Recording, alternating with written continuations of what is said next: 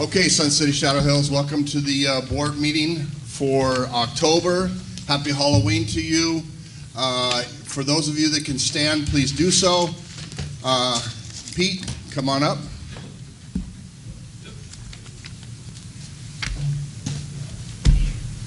Gentlemen, if you'd please remove your caps. Okay. I pledge allegiance to the flag of the United States of America and to the republic for which it stands, one nation, under God, indivisible, with liberty and justice for all.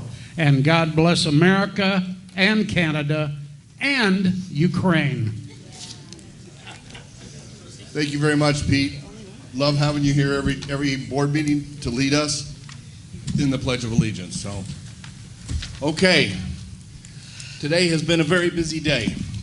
Very, very busy day for us, and we're getting a lot accomplished. So, one thing that I'd like to remind everybody, please, if you intend to speak on any of the items that are on the agenda, please at this time go back and see Jamie with her little cat ears on and fill out a speaker form, because we will honor the speaker forms as a process of getting information, or for you to be able to speak. So, okay? All right. One thing, actually I'll get into it in a little bit. Let's start with the agenda. Vanessa, would you like to start us off? Sure. Would you like to introduce the board? The board, yes. I'd like to introduce Scott Pesson, Kathy Lindstrom, Jerry Conrad, myself, John McDonnell, Moira McLeod Foster, Carrie Burley, Vanessa Ione.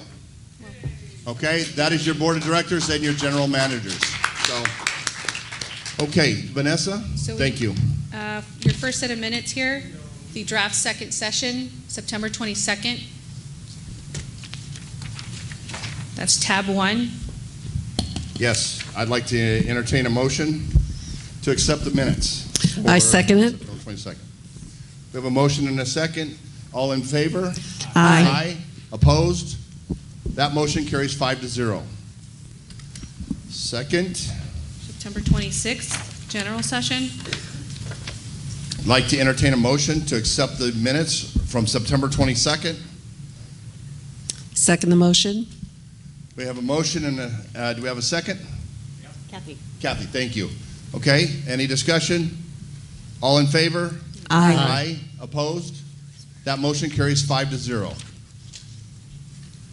October 6th, general session. I'd like to motion to accept the minutes for October 6th, 2022. Second. Motion and a second. Any discussion? All in favor? Aye. Opposed? That motion carries 5-0. And your third draft budget session, which was October 19th. And there we go. The October 19th, 2022 final session, third and final session of the budget. Do I have a motion? I make a motion to accept the minutes I'll of second. October 19th, 2022. I'll second. We have a motion and a second for the acceptance of the budget minutes. Any discussion? All in favor? Aye. Opposed? That motion carries 5-0. If we could invite Amber up to announce the Yes, employee of the please. month, please. Amber? Oh, you look cute. Thank you. Hello, everybody. Okay, I'm going to be announcing the employee of the month. So it's my pleasure to announce Joe Delgado as our employee of the month. Joe joined the fitness team in May 2022 and has been an amazing addition to the team. Whether he's at the Santa Rosa Clubhouse or the Montecito Fitness Center, Joe is praised by homeowners for his hard work and attention to detail. Joe recently sprang into action when he became aware of a homeowner in need of immediate assistance. Please join me in congratulating Joe on a job well done.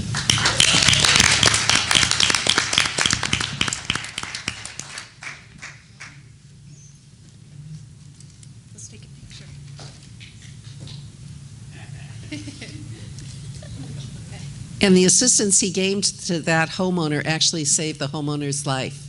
So it's very brave. Congratulations and thank you for your service. So I'd like to add to that as well. And Joe was recently in a training class. He did his CPR and what was the other part? AED. AED training. First aid. And first aid training that I was in with that class the other day. And Joe can handle himself pretty well because we had a mock choking situation, and Joe had to wrap his arms around me to dislodge something that was in my throat. And do you know that I'm not sure about this, and I don't know for sure, but my feet might have come off the ground, and I'm not sure. Okay? Joe, you Because picked the he wrong was- partner. He was going to dislodge whatever I had in my throat, and so I would tell you that he saved that gentleman his life. I'll say it, you saved his life, even before you had the training, just based on your training you had before. So you carried that knowledge with you, and your recertification was great, and that homeowner and everybody in this community should feel safer knowing that you were there, and that that you have even more training now and you recertified. And I can certainly tell you, if I'm choking, I hope to God you're there, because I know that probably Jerry and Scott are not going to get their arms around me, but you did. We would probably kick you to the curb. Don't worry about it. There you go. So anyway, congratulations. It's well deserved. Thank you. We are very lucky to have you in this community. Beautiful.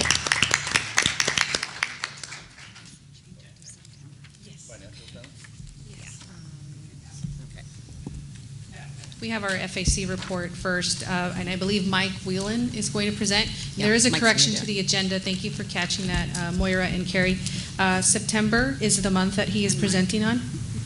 Yep, As well. Mike caught that too. Yeah, Mike So- called. He sure Yes. did. Thank you, Mike. So I'll go ahead and get that up. It's all September. Is it on? I guess it is. This one might be October. They usually present for the month. Is that the one we're going to? This is the one, yes, Even though it says October. This is the- based on our meeting. Correct. Not the financials that we actually looked at, which were September. that's correct. Okay, so that's the confusion there. So I'm filling in for, Do you want to lean over to that mic, or would you rather have one you can hand hold? is this okay? Yeah, if you're okay leaning down to it, yes. Yeah, I'll just try and eat it here, and so you can hear me. I'm filling in for Bob Jester, who is on a happy vacation in Mexico. I think he's fishing today, and I hope he catches something. As you all know, the Finance Advisory Committee meets once a month, reviews. First thing on the agenda every month is our general manager with Troon. We review the financials of both golf courses and the Shadows Restaurant, as presented by our new general manager, Phil Vihel. We review, I think his report is maybe a dozen pages of little tiny print. And we find little discrepancies now and then that have to do with errors that Troon makes, and we get those fixed, and then we get an update of the corrected report from him. And we reviewed the 2023 Troon budget as presented. We compare the first 9 months actual revenue and expenses plus a 3-month forecast to what they suggest for the next year. And as you all probably know, the Finance Advisory Committee exists to make a recommendation to the board, not to tell the board what to do. We review that, we do the work, and then make a suggestion based on what we learn. So that's the Troon review. And then on the next slide, DRM, as represented by Carrie, produces a report for the whole association for both the operating report and the replacement fund, and includes the Troon numbers in her report. So we're looking at some of the same information and then the whole operating budget for the association and the replacement budget. And so we look at all of that detail, And again, at this time of year, a lot of what we are focused on is the next year's budget. So we're looking at what happened this year, what the variances were. As you all know, we had a very large variance in our insurance premium, which happened at the end of April. So we only will experience 8 months of that increase in this fiscal year, and we'll experience 4 months of it next year, and then we'll renew again. And we don't know what will happen, but I have a couple of insights on that to talk about a little later. So we continue to look at the budget. We look at receivables based on homeowner assessments. We have a tiny fraction, I think it's 0.5% receivables that are behind. We're always, we have people coming and going, people coming in, people's houses are being sold, etc. So those things, we look at what we write off is anything that goes beyond 90 days. And sometimes we get it back, but that's how we manage our receivables. We look at the treasurer's report, and again, we're just always focused on the budget. We get various reports from committees. We have a subcommittee that looks at what we need to fix or replace. We have a group of construction, engineering type folks who will go look at the concrete or go look at the paint job or go look at this and make a recommendation to us. And I think I should say the process starts usually with Jesse or with a committee. Somebody says we need to do X, Y, Z, and so we review that. Sometimes we send it back because we need more information. Sometimes we act on it as is and send it on to the board. So the term that we use for that is a BAF, which means board action form. We basically are reviewing pretty much every item that costs more than $5,000 all the time. And Z, what's your last name, Z? Becker. I can't even remember. It's just Z. But she chairs that committee, and she reviews. I mean, the number of emails we get from her and her committee sometimes will drive you nuts, because you're not only getting one from her, but you're getting 5 or 6 different responses from engineers who sometimes they agree and sometimes they don't agree. So there's a lot that goes into looking at when we're going to spend money, primarily on replacement or repair, that gets reviewed before it ever gets to the board for a decision. Wow, that's interesting. I wanted to say one last thing. We did have a visit from our insurance broker at this last meeting, who came to talk to us about why our premium had increased so much. And there were, there have been some claims, but the big issue that he talked about was the issue of reinsurance in California, and having to do with wildfires, and just a couple of companies have withdrawn from the market, and so there's fewer companies writing that umbrella of reinsurance over everybody's basic coverage. So even if you have a homeowner's policy, you probably noticed an increase in the premium in that as well. And that's the reason, is because of the reinsurance. So that's Prenville. We are always looking for new members for both our regular committee and subcommittee. So we need an accountant on the FAC, and if you have engineering or construction background, we could use you on the subcommittee. Any questions? Hearing none, thank you for your attention. Thank you, Mike. Carrie's next. I'll get this one up here. Okay, our general manager's report. Yes, the financial report. I for see the October. cat has been replaced with a dog. That's right. I put whiskey up on there. So this is our actual budget comparison for the operating fund. Our revenues were at $11.69 million. Expenses were at $11,885. I extended it out a couple numbers so you can see it closer in. Our deficiency of revenues over expenses was $195,000. Our net year-to-date favorable variance is $94,000, due in part to higher fitness class income, unbudgeted directory advertising income, or actually, I'm going to reword that.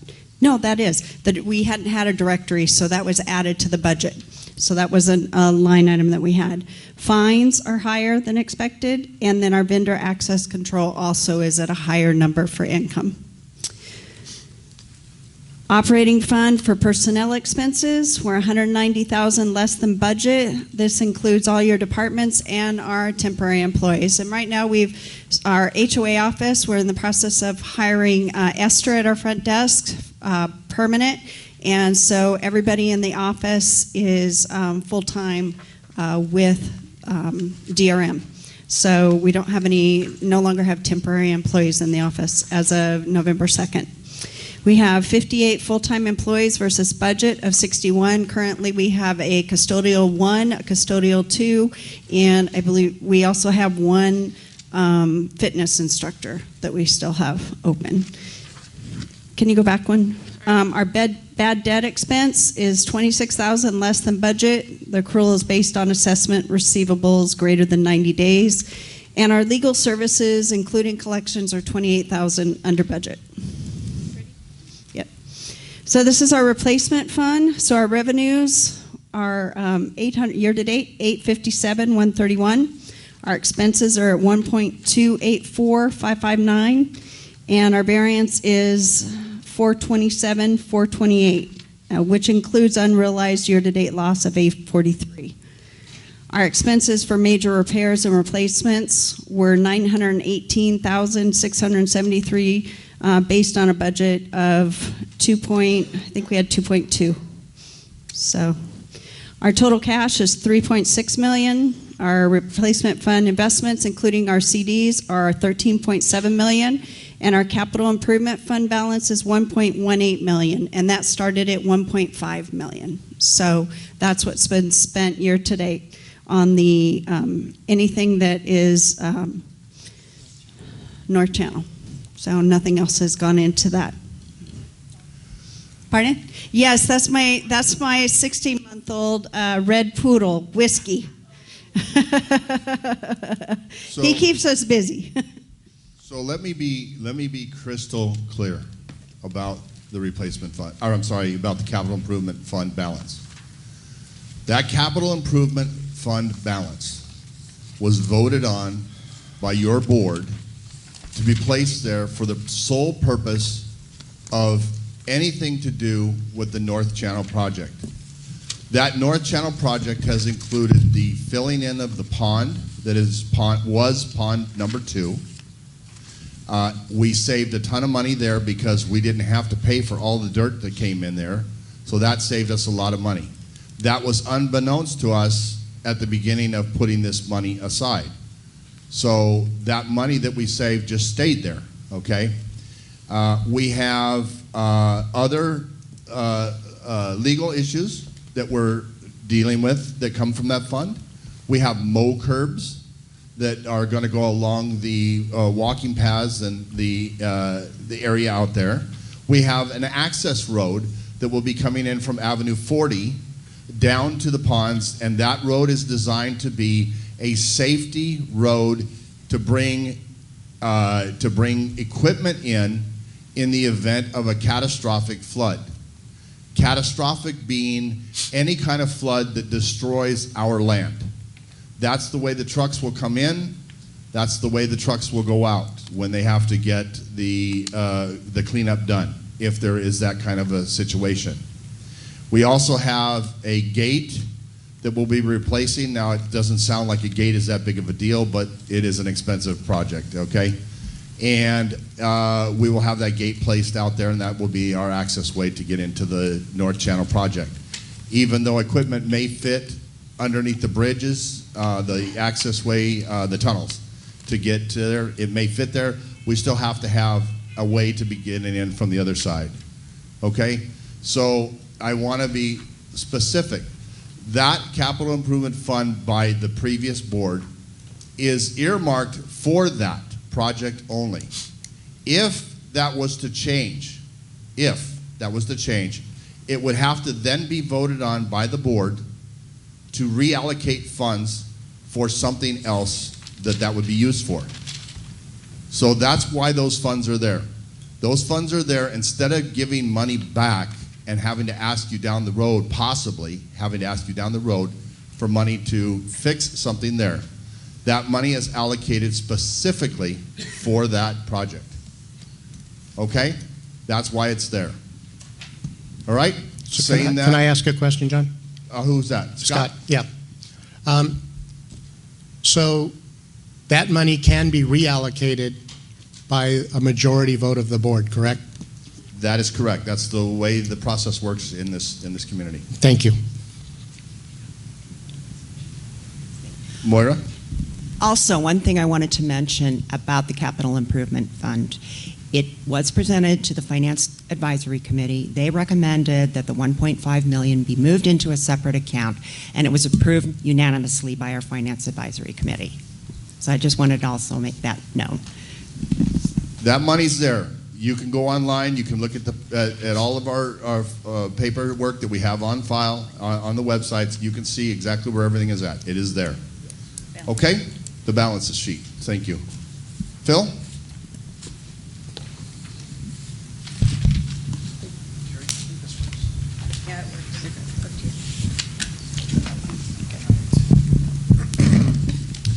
Thank you and good afternoon. Again, let's see if I can get this to the right level.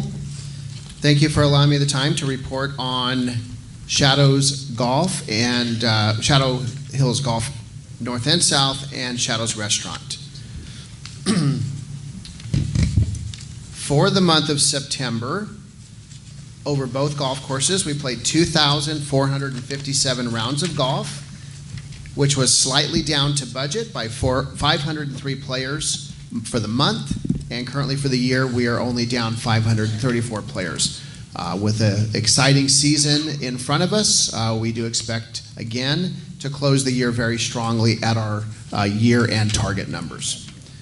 Exciting here, our average rate, not on this slide, but in the month of September, our average rate was $37.69, which was $8.64 over budget, and currently we're $4.52 over year to date. The reason why that is significant is we made a decision this summer to put less inventory out on the discount platforms in order to really kind of drive volume and average rate. That allowed us to really focus in on our labor costs as well as kind of participating in that overall discount environment that occurs in the desert for you golfers. You're very familiar with that. Typically in the desert, it turns into the land of the $25 green fee kind of across the board. So we wanted to stay as far away from that as we could this summer. Total monthly revenue, $190,920. which was $16,106 over our plan for the month of September. Year to date, we are closing the gap. We are now only $22,000 in trend behind our year to date total revenue, again, which is golf and food and beverage. Golf operating expenses, total of $406,727. This was $72,000 less than what we budgeted in the month of September. Also, year to date, we are running $199,457 under budget.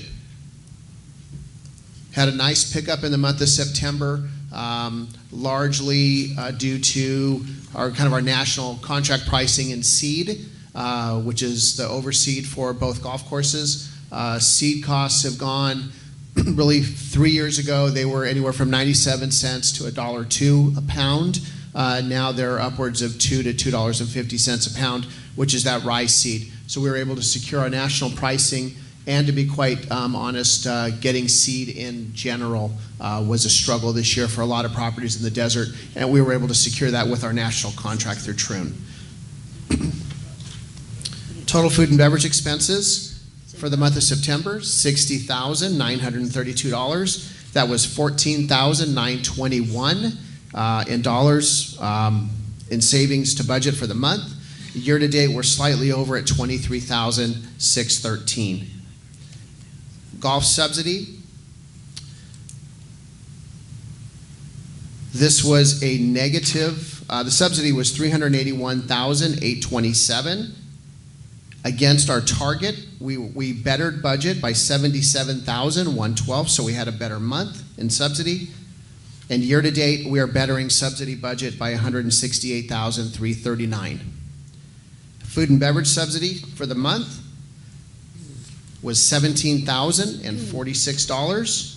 That was an improvement to budget by $10,523.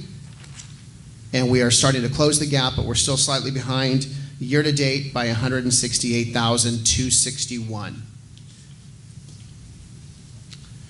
As an update, since we were here last month, the North Course opened on October 15th to a very well, to a good overseed. Again, that golf course is overseeded wall to wall with whatever turf is there that is not a desert scape.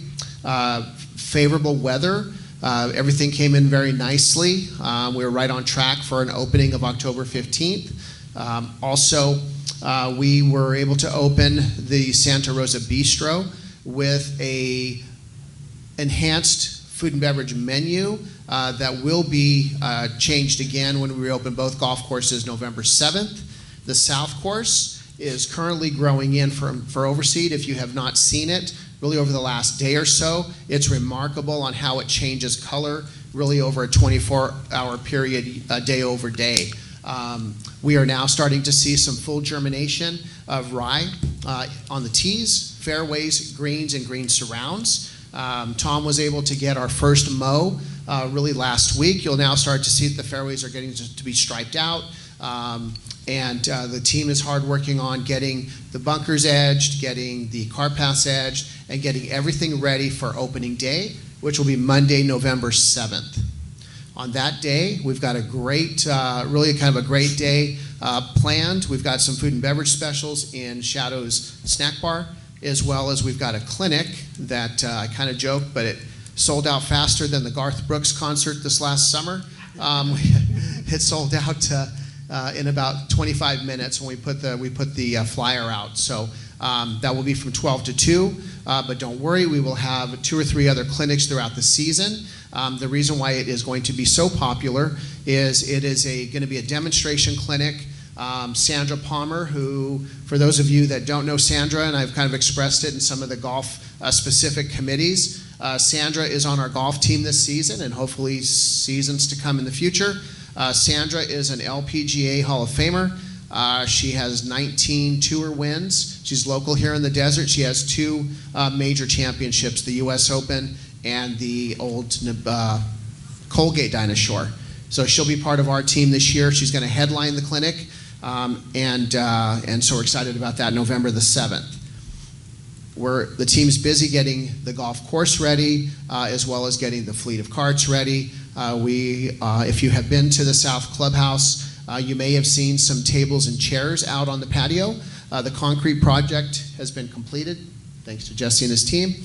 And it's a great space. We were able to secure 5 64-inch round tables with 8 chairs around with a very nice umbrella. It's going to go on that patio kind of in front of the snack bar, South Course Snack Bar, the terrace. And that's going to be used for overflow and just a great space for groups to go and enjoy some food, some beverage, and we got some use out of it last night at the concert, so we're very excited about that. Any questions specific to the financials and or what I have discussed so far? I have a question. Yes, sir. So did I hear that we sold over 500 meals last night? Excuse me. Yes, for those of you that were at the concert. Okay, good. I think I saw all of you. So Name every one of them, Phil. I want you to name every one. They were wearing their name badges. So yes, thank you for that. We were able to really feed about 500 people last night. Notwithstanding, we did have some blips. There were some notes that we took for the next concert that's going to be in April. But overall, we were able to move about 500 meals through that area, as well as wine and beer and soft drinks in a separate location. And we were really able to execute that in 1 hour so that the concert was able to start on time, and they heard a great concert. Stranger Days, Doors Tribute Band. So thank you. Yeah, it was a real great event. So, question about the new terrace at the Shadows, the where the tables are. Now, people noticed, especially the golfers. Oh my gosh, the golfers especially noticed that. What is going to happen with the staging area? So, it's my understanding that the tables are going to move to the front of the snack bar. The planters are going to move over, and you're going to have a full staging area along with a drive pass-through. Correct? That's correct. Where you see the tables today, if you looked, is not where they will be when we reopen the South Golf Course. So those tables will be staged in front of the snack bar window where that walk-up counter is. So you've got the snack bar window itself. You've got the stand-up service counter where you can sit, and then just on the, I guess it would be the south side, those tables would sit. Likelihood that there would be 2 tables that wrap around where the current Shadow Hills Fleet carts are staged. That area will be maintained, just a little smaller section of it, but that's where those tables are going to go. So it might look a little different. I think what we've said is we're going to likely stage less carts, but refresh that cart inventory more frequently to make sure that we don't have any service issues. Now, people also noticed that there is a bank of planters there, and those planters are for safety. The people were smart enough to figure out that if they turned those golf carts sideways, they could drive through there, but that's not the purpose. The purpose is to make sure that anybody who is sitting on the terrace is as protected as we can, with us meeting the ADA compliant rules. So even though there's a little space there, don't drive your golf carts through the chairs and all that other stuff. So those planters will move over as well, and the area that people used to drive up on to go to the bathroom is modified now by the new lines that you put out there that people can park their carts and go utilize the areas, and then go back out. So they can sit there with their golf carts parked in the little parking area, which is provided, and use the restroom or whatever they need to do. That's right. And get ice and all that other stuff. The ice machine is still there. Ice machine's there. The 2 large ice storage bins are going to be relocated, but still very accessible. It's going to look a little different. We know that, but we're going to work very hard this season to really take some great notes and see what we need to do to make changes if we need to on the fly, as well as some great notes on what we want to do for next season. So I would ask you to do me a favor, and probably every member of the board, and would you address the situation about being fresh and new and coming into this community and trying to set up a perfect opportunity for people to come and enjoy themselves, and how that can be a little difficult getting started, getting your wheels going. Instead of burning rubber, as they say, you're pushing the gas carefully and proceeding forward. So could you have a talk about that? And then at the same time, I would like to address etiquette. Again, I have done that many times in podcasts and other speaking moments, and even one-on-one with people about etiquette, and please don't beat up the people who help to make this community better, or are working to make this community better. So if you could address that for me, I'd appreciate that. Yeah, absolutely. Thanks for that opportunity, really, to speak about that.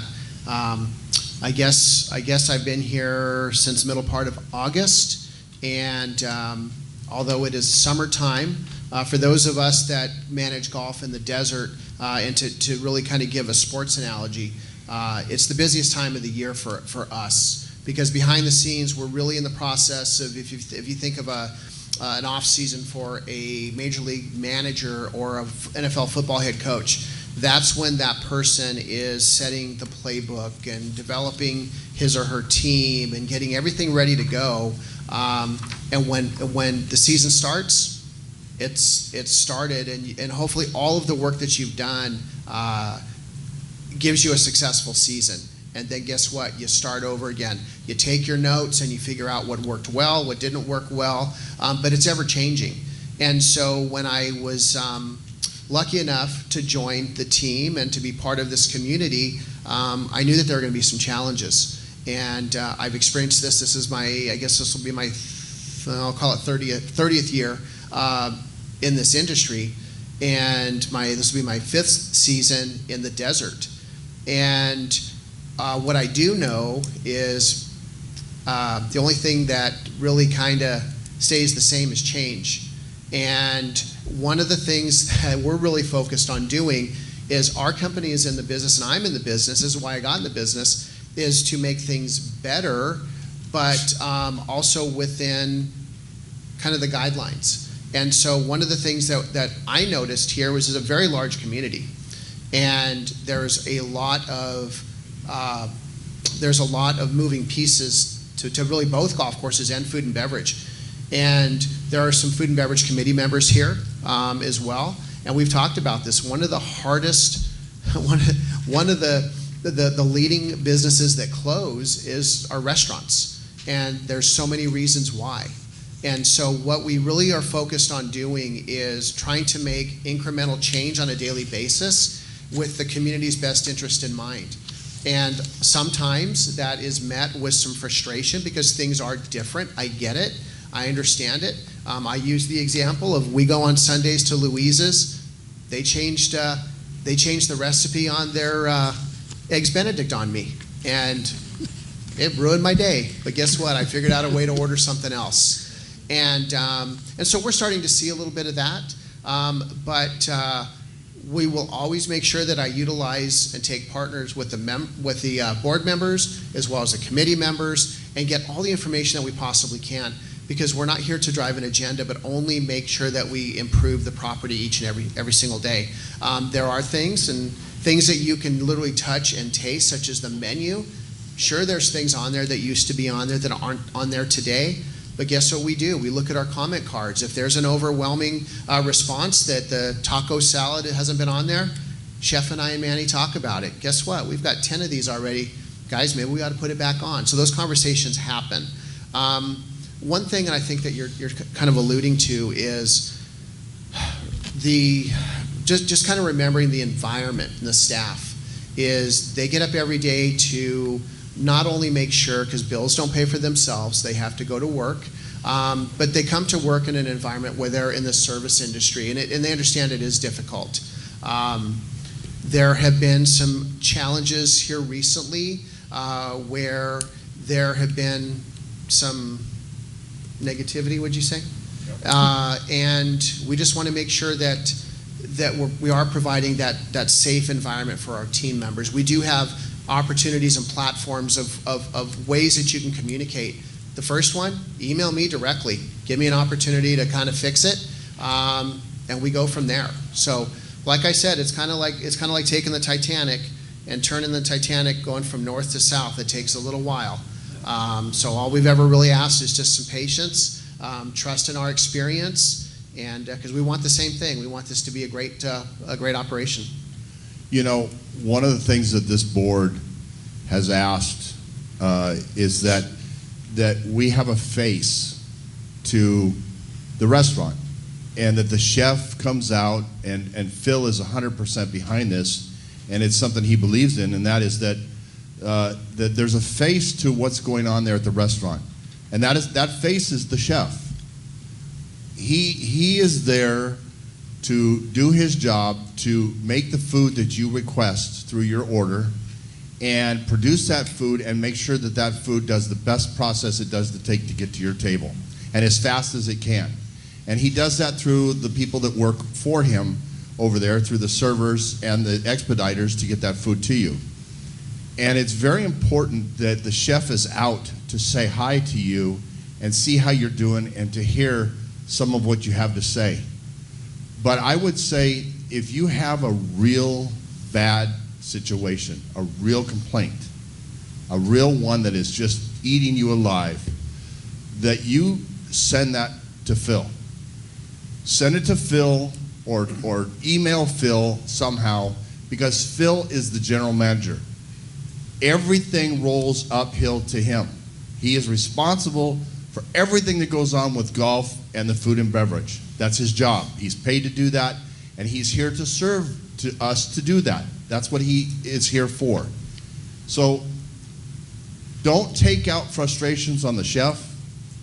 Don't take out frustrations on the staff there. Save those frustrations that you have. Put them in emails. If it's going to be a really negative one, please send it in an email. It's better to let it cool off a little bit and let Phil hear it in an email, hear your frustrations, and address those frustrations. Okay? It is a process to get a community of 6,000 plus people, whomever goes to the restaurant, however many people go there, whatever the percentage is, to try and make those people happy. And that's what they want to do. And it's just important that you don't take it out on the chef. That guy's a genius. What he's done and what he does, teaching at the jail and all that other stuff, it's important, okay, what he does. And he's taken his time to take the job to be here to try and make our community better, and we need to give him the fair shake of being able to do that. Okay? Kindness goes a long way over hatred. It really does. It finds a better path, and it makes everybody not so hostile and not so upset. So I hope that we could do that. Again, Phil has his email address. He's on the website. He's got the Facebook page. There's all kinds of ways to get to Phil. So please, take the time if you're frustrated and send it to Phil and let him work it out. He'll work it out with the staff, and he'll get back to you and tell you what's going on with that. And if we could be kind to Phil too, that would be fantastic. Yes. Yes, please be kind to Phil. Be kind to Phil as well, yes. Yeah. Okay? I So that's very just important. wanted to thank you for that. And I just wanted to say that there are going to be days. There are going to be days where we don't hit it out of the park for you. There's going to be days where, you know, maybe there was an equipment issue. Maybe the service level wasn't great. We're going to have those days, and unfortunately, you know, we're gonna fix them. And so I can tell you that our team is hospitality focused, and they really and truly are here to make sure that that your experience is enhanced. And I will also tell you it's golf too. We're going to open up golf fully November 7th, and there's going to be some issues out there. You know, maybe the greens aren't going to roll as smooth as you like. Maybe there's not enough bunker sand in there. There's going to be situations. Maybe the cart you got into wasn't as clean as you like. Let me know about it so we can fix it. That's all we're saying. Phil, you got a lot of things going on, and I'm telling you. There's another thing that is a question out there for you, and it's a lot of people that are concerned about the 8 tables and the 2 tickets and how it works. Now, what people need to understand, and I don't think this is really getting conveyed to people as much as it should, and I think it's the simplest way to say is that if you go to your table and there's 8 people at your table and you're telling them that there's 2 tickets and those 2 tickets are going to be put in, your wheel in the back that you guys place your tickets on is only so big. So if you have 8 tickets for every table in the restaurant or whatever it is, that's a lot of tickets that you don't have room for. So the process is to be able to put 2 tickets per 8 table up on the thing, on the wheel, and let the chefs and everybody cook the food. And when it comes time to pay, every single person at the table can drop a credit card down and they will pay for only what they consumed. You're not splitting the charges. What you're doing is, even though there's 2 tickets don't mean anything to the people that are sitting there. It only means what you take back to the kitchen. What matters to everybody is that they get the food they ordered on time and that they pay for what they ordered. And you are not changing that system at all. That's They correct. still get to pay for only what they consume. That's correct. And the 2 tickets only helps the kitchen not have an overload of little paper tickets all over the place. Correct. And the other thing is, you're going to talk about that, and you're going to talk about the menu, I think, real quick, at the snack bar and the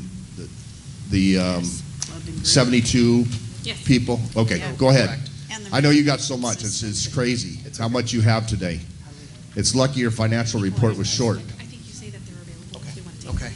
All right. So as we get ready to open up for what we again think is going to be a watermark year for us, there are a couple of things that, again, we want to make sure that this is all service level based. I think there's been a lot of conversation about Shadows Restaurant, and it wasn't really built for this volume. There's not a designated golf clubhouse, if you will.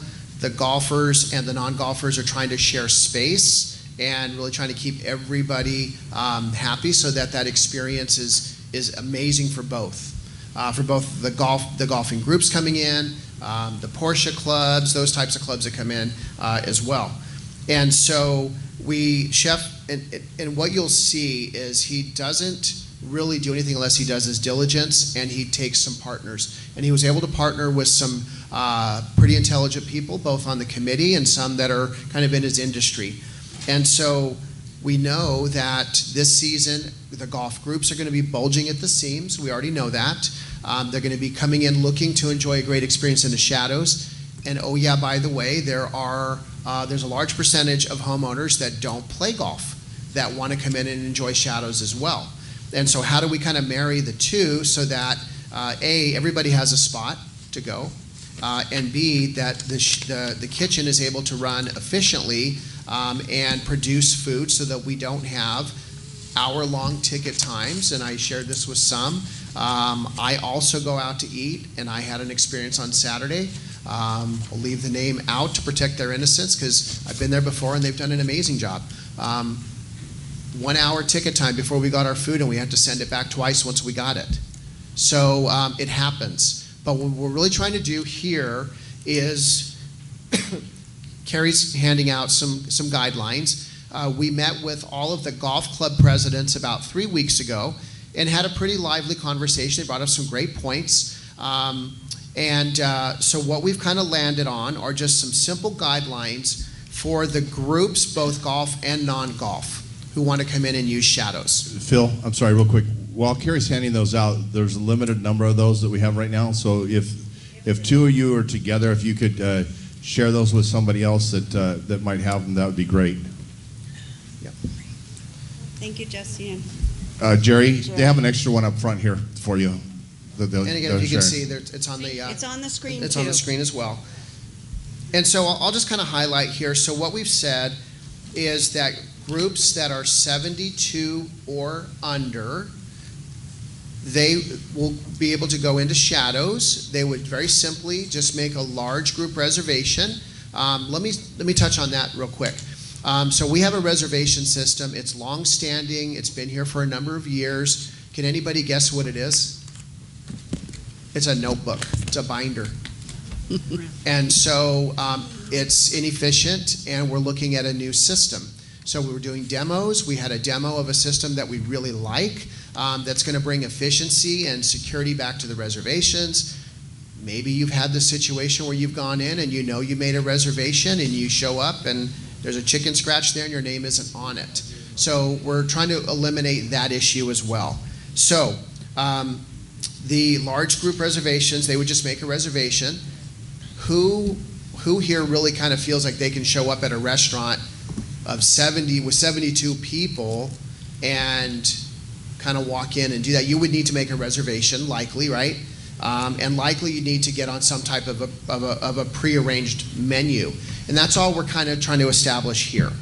So groups of 72 or more, they would either go to Montecito, where there's plenty of space here, scheduling permitted. But really what John had mentioned is the large groups. So the large groups going in, they would sit at what we call 8 tops, tables of 8. with 2 tickets per table. The volume of tickets going back to the very small kitchen, and it's not actually a wheel anymore, but it's descriptive enough, you get the picture. Items get fired back to the kitchen. When you have 15 or 16 or 17 items firing back at the same time, that's where you start to get your 20 or 30-minute ticket times. So when it goes back on one ticket, the back of the house, they can arrange more efficiently, and they can get those meals out much quicker. Chef talks about, and for those of you that are foodies in here, the minute that meal is prepped and put on the line for your server to take out, it starts dying the minute it gets there. And so we've all had cold meals, and we don't like that. So that's really the genesis of that. When we have the tables of 8, there will be 2 tickets that get sent back.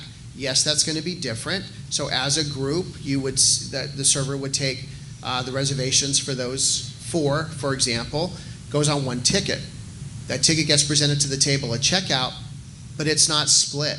You can pay, the server can determine who had what of each item at the point of when they're going to tender that ticket. So what we've also done, and this was Chef partnered with some great resources here, and for the large groups, if you have a packet, or you go maybe to the next slide. Vanessa, are you driving? Thank you. Which menu would you like? I'm sorry. It's going to be this one. Okay, got it. Okay, so this is a group menu that Chef has designed. Well, let me zoom that. Thank you. That will allow his team to produce some great food for these large groups, and something that he can do expeditiously. And so what we are asking is the various club presidents or leaders to just let Chef, I'll give you an example. And price, thank you. Yep. No, that's right, thank you. We've talked about this a lot. So the group leader or president would let Manny or Chef know that for their, fill in the blank, whatever name of the group it is, that he would like his group to choose one of the 3 items. He's not making a choice for them. He's just saying, Chef, I would like for my group to choose one of these 3 items. The day of, the golfers will come in. They will go to the snack bar window. We don't have to add staff for this. They will then fill out what's called a pre-order form. It will then have those 3 items with a name in the upper right-hand corner. Super simple. If they chose a Roadrunner sandwich, a chicken Caesar salad, or a penne al fresco, they're just going to check the box, give it back. They're going to get a ticket. All of golf right now is prepaid. And so we will be adding a button for a food and beverage voucher that the golfer who's playing on that specific day in that specific group will get their green fee, and they'll buy the voucher. So the voucher includes tax and gratuity. So there's nothing will need to be done at the table. So when the golfer goes to the snack bar to fill out their pre-order form, they will get a ticket with specific color. That's going to tell the food and beverage team which choice they chose. When they come back into the restaurant, their food will magically appear based on that ticket color, and they eat. All they'll need to pay for is whatever drinks they would like to have. He's also including a nice lemonade in there as well. Did I cover most of those points? Yeah, it's $19.50. And it's $19.50, including tax and gratuity. So if you back that up, by the way, the meal that I had to send back twice, it was $18 plus tax and gratuity. It was an 18% gratuity. So any questions kind of around that? We also know it's new and it's changed. And so we're also going to be living that environment of change and retraining our staff on how to execute all that. But we're really just trying to come up with a process whereby we can accommodate what we know to be the expected volume in Shadows this season. And a quick note, Phil, the snack bar. The snack bar letting them. Thank you. Yep. The terrace at the Shadows. Yes, absolutely. Okay, so this is, well, I think when I sent it, it was a draft, but this is now final. This is the south, I guess we're kind of unsure yet on what it's going to be called, but if we just can, for now, refer to it as the South Course Snack Bar. We've called it the terrace. We have to delineate between the Shadows patio, because we know what that is. That's the patio that's adjacent to the restaurant. So the patio chairs and furniture will be on the snack bar. This is the menu that Chef is launching with November 7th, knowing that he will put specials on there based on his ability to get some of this product as well. But let me just kind of go through it with you if you can't see it. Sausage breakfast burrito, breakfast sandwich. I can probably assure you that we're going to be the only, your golf course is going to be one of the only golf courses in the desert that's going to have homemade sloppy joes, which I happen to love. His sloppy joes, they're amazing. Quarter pound Nathan hot dog. It's not going to be one of those Oscar Mayer hot dogs out of the package. Homemade chili, chicken chipotle flatbread, margarita flatbread pizza, a prime rib wrap, homemade deli sandwiches, Caesar salad, chopped western chicken salad, and a ciabatta Reuben. So we feel that this is largely moving away from the turkey sandwich and the hot dog off of the regular rollers. So what we want this space to be is a space where, yes, it can accommodate overflow from Shadows, as well as just a great place where you can go and enjoy this type of food on that terrace. One more important point, who loves the coffee here? It's not very good, is it? Oh, you like it? That blew up in my face. So Chef is moving to a new coffee program. It's a coffee on demand. It's delicious, and when we start talking about the dollars and cents of it, he's making this large pot of coffee, serving 4 or 5 cups out of it. The rest is getting thrown away, and you're getting that coffee from a pot that's been sitting there for a little while. So those types of changes. Hopefully I covered everything. Great, Phil. That's Okay. fantastic. Thank you. Your presentation was long, but it was necessary. Do you know It needed to be done, which was great. Do you know, one thing I want to add is the big thing is people have been worried, 8 people and we only have, 2 tickets. Forget that. The 2 tickets, that's only for the kitchen. That has nothing to do with your bill. So it's going to be business as usual for your ticket on what you're going to pay. The 2 tickets that's a kitchen thing. So we don't have to worry about that at all, correct? That is correct. That is correct, kind of high level. There will be multiple families or people on that one ticket, but you can pay for whatever you had. You don't have to split the ticket, and the server can denote, I had the club sandwich and the rum and Coke, right? So that's what I'm paying for. And you put your credit card down to your cash, and you're only paying for that amount. And you don't have to have 2 tickets. It can be just 1 ticket if you choose. You don't have to pick which side of the family you're going to be with. Correct. Yeah. And Okay. you can be. You don't have to be with the mother-in-law Right. or the father-in-law. You can just be all on 1 ticket if you want. 2 is the maximum. And how about the 8 tops? The reason you do the 8 tops for sound and The reason we do the 8 tops is, again, to kind of maximize that 2 tickets. But additionally, if you've been in there on a day where there are large groups, it has been known to happen where these large groups will come in. They will pull tables and chairs from other tables. They'll make a large family-style table.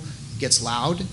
We are getting a lot of feedback, negative feedback about non-golf homeowners that want to come in and enjoy. There's no place for them to sit, and it gets very loud. So we have been running some experiments over the last really 2 weekends, most notably last weekend, and in sticking to the 8 tops, you don't have that 15 or 20 people yelling across one table, so that brings the volume down as well. For the golf groups, and you may have seen, there is a scoreboard that has really kind of gone out for large events, say as the Agave, and we'll likely use it for the upcoming charity tournament. That scoreboard is getting repainted, beautified. Thanks again to Jesse and their team for putting it out there for us. What we would like to do is when the golf group, Jason will do their scoring on Golf Genius, and he's also going to do the hard printed sheets. We're going to try to invite as many of those golf groups back out to the patio so Jason can do the scoring recap. They can go out there in the fresh air. That's one of the things that we've heard is the golf groups. I'm part of a golf group too. I have been. That's one of my favorite things to do is to sit in there and kind of get loud, not here, but but to invite them back out into the sunshine. They will go back to the scoreboard. Chef will have some buckets of beer specials, those types of things, in an effort to get that take some pressure off of Shadows so that we can continue to work through other individuals that want to come in and enjoy the restaurant. So One again, last all thing. of this is it's all different, so we'll see how it goes this year. One last thing, Phil, is that a lot of people have asked about the pay at table. What's going on with that? The pay at the table machines. So we are now looking into a solution that will allow you to pay at the table. Right now, we have demoed the reservation system. We are looking for a pay at the table solution that will interface with our POS system. So there will be one out there. We just have to find it. We'll demo it and make sure it's the right one. You've all been at a restaurant. If you go to Applebee's, there is a solution there. We just have to find the right one. Thank you, Phil. Appreciate it. Thank you. Everybody. Yes, ma'am. Thank you.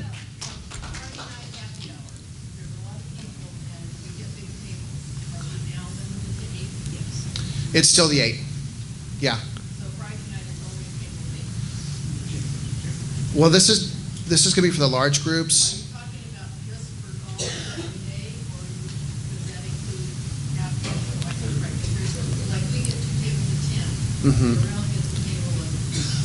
Yeah, I think that's what we're saying is we're going to try to go to those 8 tops and see if that helps us as well. So, and I know it's different, and we're going to. That's like Chef and I said, Manny, let's just kind of see how it goes. We'll communicate with the board on how things are going, and we'll give it a shot. And if it, yes, ma'am, absolutely. All right, Phil, thanks. Okay, thanks everyone. Thank you. One thing while Phil's having a seat, I wanted to tell everybody that I discovered the other day after our meeting that I had in here that I went after the CPR class, I went out to pay for tickets for the theater, okay? And so everybody knows, if you go to the HOA office, if you go to Gus, if you go to the Lifestyles desk, you can take your cell phone and ask them to do the tap pay system and just put your phone on there. And if you have it in your wallet, Apple Pay or whatever, it will accept it. So that is absolutely beautiful. So you don't need a credit card, you don't need cash. All you need is your cell phone. And as long as you have the wallet on there with your credit card information and put it on there, like most of us do now, you just touch it and it pays for it and you get a receipt and everything right on the spot. So, okay, so that's the main things that we have around the community. That doesn't include the restaurant yet because that's a different system. As Phil was saying, they have a different system right now that they're working on. So, okay, Moira? Okay, first, I guess you guys can all hear me. Okay. Much better. Okay, and now for the most fascinating part of the board meeting, the financials. I will go and make all the motions for that, and we'll get the seconds and everything. Okay, I move to accept the September 2022 Treasurer's Report subject to audit. I second that motion. Okay, we have a second? Yes. Okay. Motion and a second. All in favor? Aye. Opposed? That motion carries 5-0. Okay, I move to accept the September 2022 financial report as presented. I second that motion. We have a motion and a second. All in favor? Aye. Aye. Opposed? That motion carries 5-0. Okay, I move to accept the September 2022 FAC report as presented. Second. Had to get in there fast. All in favor? Aye. Aye. Opposed? That motion carries 5-0. Okay, I move to accept the September 2022 HOA financials subject to audit. Second by Jerry. All in favor? Aye. Aye. Opposed? That motion carries 5-0. Okay, I move to accept the September 2022 golf and food and beverage financials subject to audit. Second. All in favor? Aye. Opposed? That motion carries 5-0. I move to accept the September 2022 bank reconciliations as presented. Second the motion. Motion and a second. All in favor? Aye. Opposed? That motion carries 5-0. I am happy to announce that there are no liens to report this month. Yay. I am happy to announce that there are no foreclosures to report this month. Yay. And I am happy to announce that there is no bad debt to write off this month. And I'm done. Is that a turkey, Pete, or a trifecta? What is that? There you go. Beautiful. Okay, we are going to get into committee reports. What's that? Did you say something, Vanessa? No, sorry. No. Okay, committee reports. Let's start with health and fitness, please. Amber? The health and fitness committee. The committee. Oh, these are supposed to be staff reports, John. I thought it was committee reports. it's committee It's committee reports. Come on back, Tony. Right after the financials, Kathy. Okay. You're good. It's a Well, staff report. I guess I'm supposed to be here. I don't know. Health and fitness, we're doing some good stuff. We now have a complete health and fitness committee. We were down a couple, maybe several, committee members, but we are completely full now, and so we plan on being able to get more activities and have things for the community to do. The most important thing is we have the golf walk this Friday, and so everybody needs to get out there and walk our golf course so we can see what a fine job Excuse they've me. done. Excuse me. No. Not the golf course. No. The Well, yes, golf cart 'cause path. but you're going to see the golf course. There you go. Thank you. Right, Phil? Where did Phil go? Did he We will leave? not be Okay. on the golf course, but we're going to see the golf course, and it'll be great. And you have like we 325 people signed up, right? Yes. Around 325? Yeah. So That's a lot it'll of be people. a good group. Remember, if you're out there walking, you don't have to walk the whole course. Some of you want to get out there just for a couple of holes. That's fine. You can always grab a ride. We'll have carts. We'll have people to help you out. You don't want to do the whole thing, you don't have to do the whole thing. We have a health lecture tomorrow at 1 o'clock. It's for the new fandangled way they do knee replacements and different surgeries like that, so that'll be a good thing to go see. We have other things that are coming up. We have our walks that have already been started Monday, Wednesday, Friday. I'm hurrying. Monday, Wednesday, Friday from the Montecito. It's a good way to meet everybody in the community, a lot of camaraderie, and a good way to get out and start doing some kind of moving fitness. So we have lots going on. Keep tuned. More will be coming. Thank you. Thank you. Beautiful. Thank you. Lifestyles, Ellen?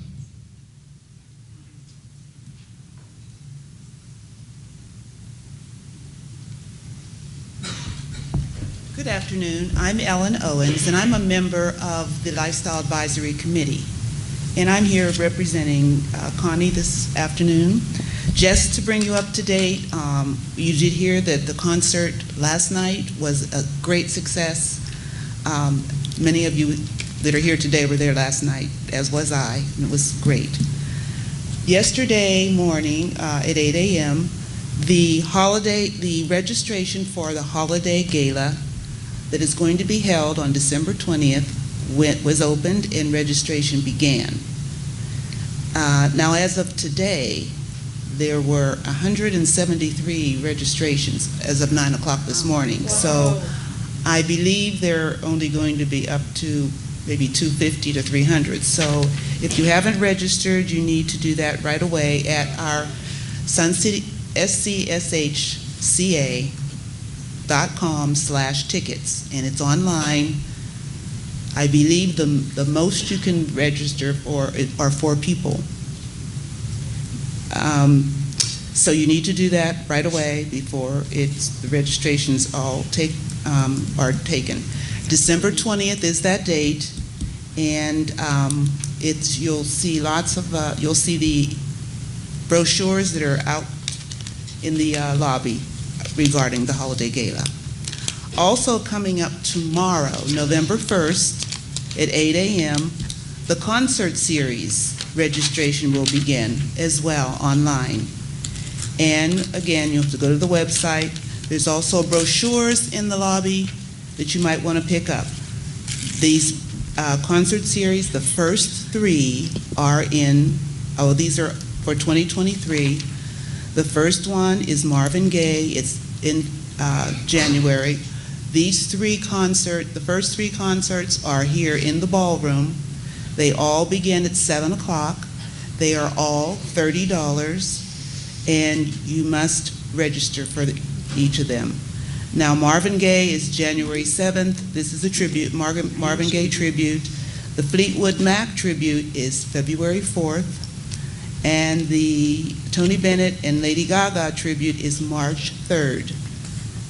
Now, two of the concerts are free, and they will be in April, and they'll be October 29th. And those will be free outdoor ones, and they will be at 7 p.m. So be sure to go in tomorrow if you're planning on going to that. Coming up also this month, November 10th, we're going to hear from John Payne from the Firebird, and he's going to do a Firebird presentation regarding the Acrisure Stadium, so that you'll hear more about what's going on with the Firebirds. And John is from sales and marketing, so he'll give you a real report and a good report, and you'll be able to ask questions about that. Do you have much more, Ellen? No, only to come to the Holiday Gift Boutique. Okay, Saturday. just real quick if you could. That's it. Okay, November 26th, Holiday Golf Cart Parade. Beautiful. Okay. I enjoy that as well, too, so good. Beautiful. Thank you, Ellen. Thank you, Ellen. Appreciate it. Jeff? Don't start Jeff's time until he gets to the podium, please.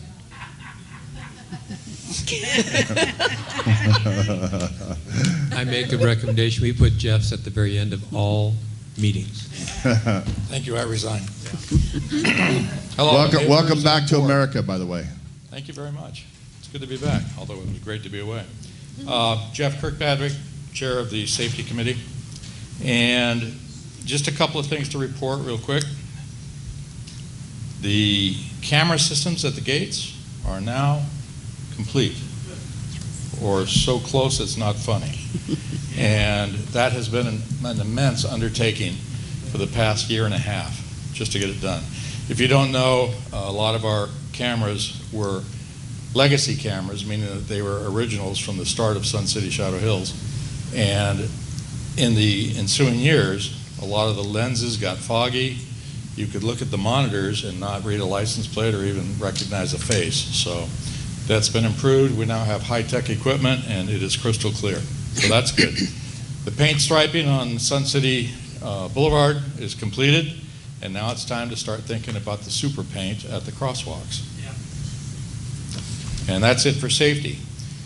I also chair the Emergency Preparedness Committee. Like I have nothing to do. Keep that same time running. And yeah, keep the same time running because I want to finish. The EPC is still looking for membership. We have about 75 people right now, but we're wide open for more. It's an unlimited committee because when the big one hits, we need responders, people to come out and help their neighbors. All right, and we'll do it in an organized fashion. So come on down and sign up. Our meeting, we have a meeting this week for this month, Thursday at 1 o'clock in the Santa Rosa Ballroom. And if you wish to come and see what we're about, talk to some people that are on the committee, and learn a little bit about it before you make a decision, come on down. Failing that, if you want to step in blind and join us, that's wonderful too. Go on the website, fill out the committee interest form, and come on down. Other than that, we're in good shape. No crickets. No crickets. Carolyn?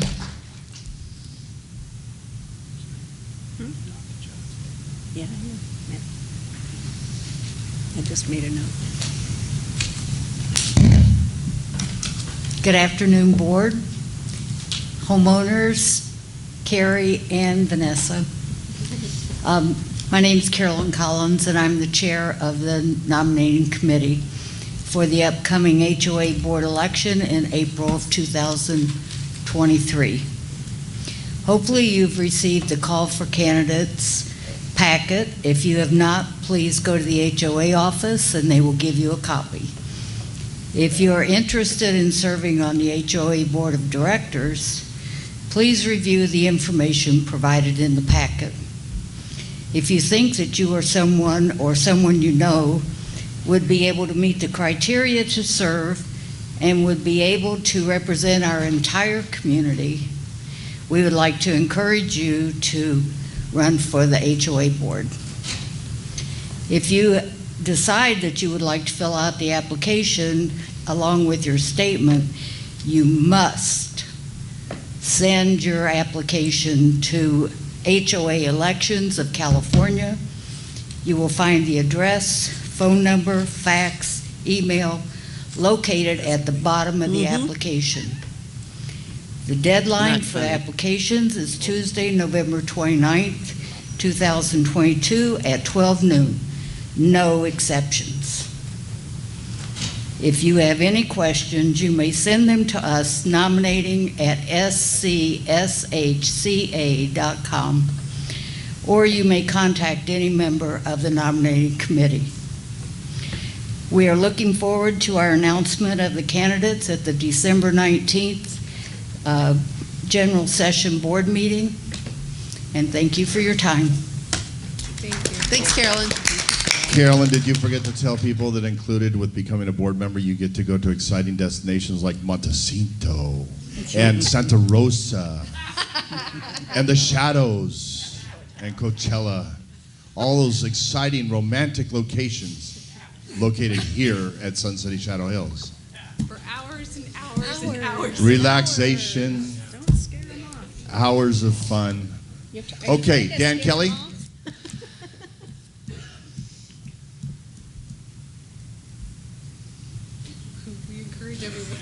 I know. I'm Dan Kelly, and I'm chairman of the Food and Beverage Advisory Committee. I'm going to be very brief because Phil took all my steam. He said everything I was going to say. I spent all night working on these notes, and then Phil said a couple of things. The last board meeting, someone suggested that we review comment cards every 15 days instead of every 30 days. Our committee evaluated that. We don't see a need to do that because a good chef looks at his comment cards every day. So we didn't see a need to evaluate them every 15 days as opposed to 30. After 30, we do a total analysis of goods, bads, what people like, what people don't like. That's certainly available for you to look at, but that's how we pass the information back to the restaurant. But the chef looks at the comment cards every day. So I think Phil said, if people don't like the taco salad, the chef can change that almost immediately. So we didn't see a need to duplicate our efforts. Secondly, we wanted to review the budget this year, the new budget for Shadows. And what happened was the analysis we got, not from Phil, but from Troon, was basically somewhat incomplete for us to be able to do an analysis of it. There was very little comparisons from last year to this year. There were no percentages listed on to say food costs this year was 40%, and next year it's budgeted at 38%. Why did it go down 2%? There was no real analysis of labor costs broken out by specific categories: servers, cooks, salaried employees, and so forth. So unfortunately, we didn't get to review the budget because we didn't have analysis to review it until the budget was already approved by the Finance Committee and submitted to the board. So all we're asking for next year is that when the budgets come out, and Phil has guaranteed us that they will do a different format for us next year, that will have data you need to analyze. But we're asking next year that before Finance Committee, they can get the budget, but before they approve it, that budget goes to the Food and Beverage Committee to say, these are what we think. We have a committee of 7 people. 6 of those 7 people have direct food and beverage experience. So they're not just that they worked as a busser or they worked doing marketing for a restaurant. 6 of the 7 people have experience in food and beverage. So those people know, probably better than a lot of people in this community, I'd even say the board, they know what food and beverage is about. So they're the best ones to do the analysis. And I think Phil talked about this. Please, when Phil said, if you have a problem, send it to me. But also, if you have a direct problem, if you go in and you have a hamburger and it's burnt, don't go on next door and tell 1,000 people that it's burnt. Go on, ask to see, have the server say, could I talk to Manny? Could I talk to the chef? I didn't like my food today. You know what they'll do? They'll take care of you right there. They will either comp it for you, get you another burger, get you another salad, or buy you a cocktail to make up for the displeasure you had in the meal. But please don't go telling people on Nextdoor how bad it is. Because what happens here is people go on Nextdoor, they say, I had a bad experience, then everybody else says, I had a bad experience too, and I'm never going back there. We need to bring people in there. Please don't do that. I know I got the buzzer rang. Other things, we talked about the reservation system with Phil. We talked about the tables of 8 for Phil. We talked about the 2 checks for Phil. You're really lucky to have that guy here, let me tell you. Think about 6 months ago what we were dealing with management, and think about today. You guys should treat him well, But if you have a problem, go to the restaurant, go to the manager. If you still have a problem, go to Phil and he'll take care of it for you. Dan, thanks a lot. I think that's it. Yeah, Thank you. Thank you very much, Dan. I appreciate it. Am I missing any other committee chairs out there? No? Seeing none? I will go to the 3-minute speaker forums, and we have Sherry Adams, please.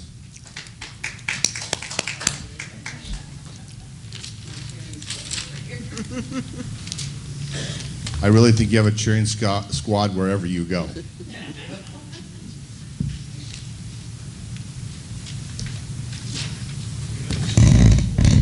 Sorry.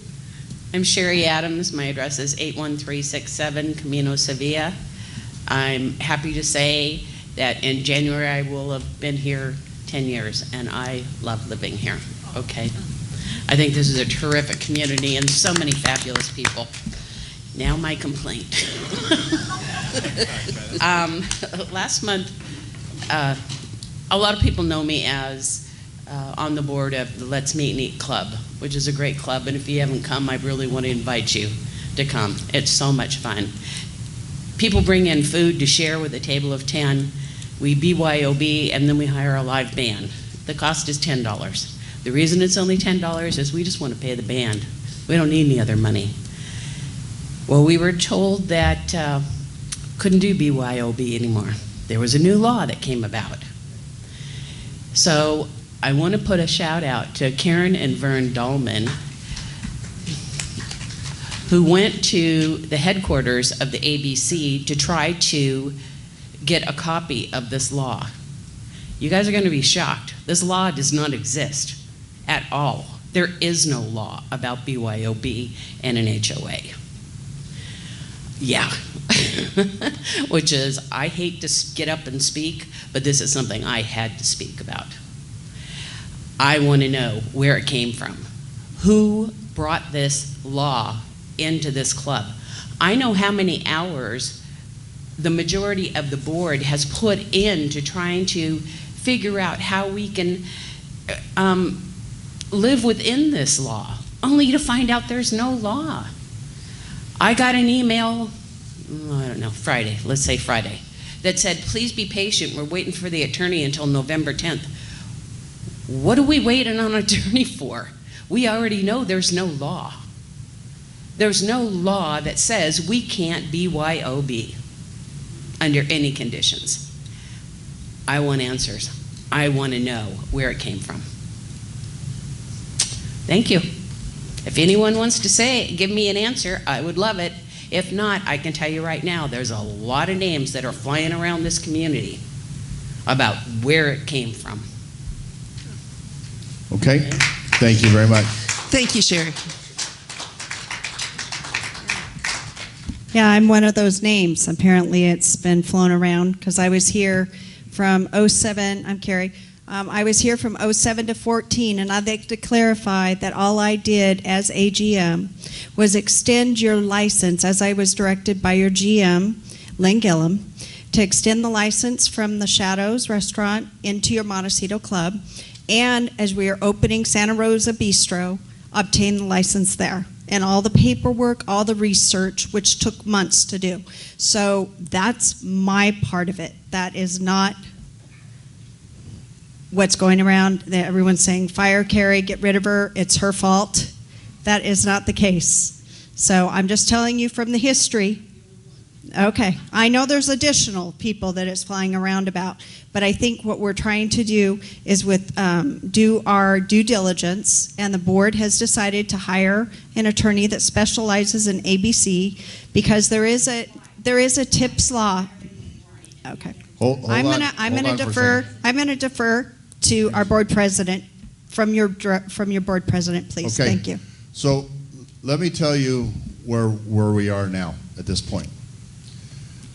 When we got word that we may be in violation, possibly in violation, we immediately, we got word in the HOA office, which came, I'm sorry, I split those down, but we got word in the HOA office, I don't know exactly where it came from, that we may be in violation of the alcohol licensing. So here's the first thing that took place.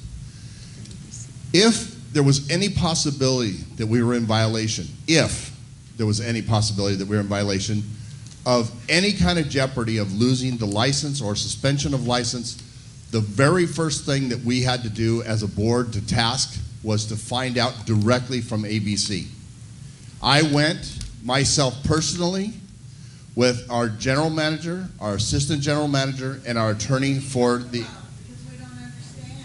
Because they gave us the answer in 24 hours. Okay, excuse me, 1 second. 1 second, please. Okay, I'm going to tell you what transpired with me personally.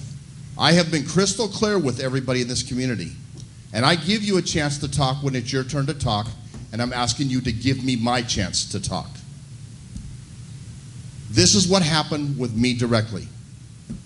I went to the ABC license down behind Sam's Club where the office is, and I spoke with the lady at the desk.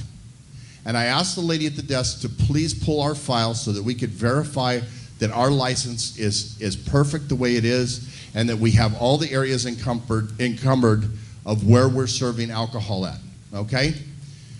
When she opened up the file, she couldn't find hardly half of the stuff that we had in there.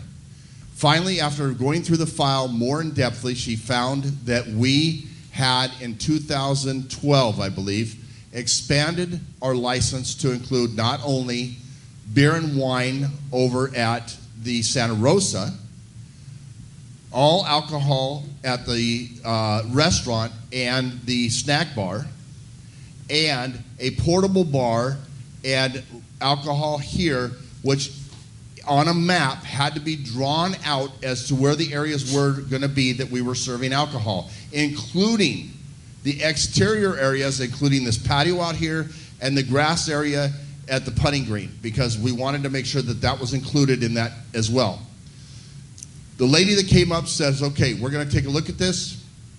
And she says, so we understand you're serving, you're letting people bring their own bottles of wine. And we said, yes, we have clubs that we have inside of that area that we are qualified to have beer and alcohol at. And they come to an event, they bring their own dinner, they bring their own wine, they crack their bottles, and they drink, and they have fun. There's 10 people at a table. I explained it to her perfectly how it was working, okay? And another lady came up who apparently was her supervisor and said, that's incorrect. That can't be done like that. So then we said, okay, well, what do we need to do to rectify our license? What do we specifically need to do? And they gave us this long list of things that we had to do about making sure that our license was exactly correct, okay? This is the same office that you all went to, okay? Same exact office. And so that's what the lady told us. So we came back and we asked our attorneys to make sure that that was exactly what we needed to do, because first suspension is 90 days with a 5-year probation. Second is removal of your license. So we want to make sure we're doing exactly what we're supposed to be doing, okay?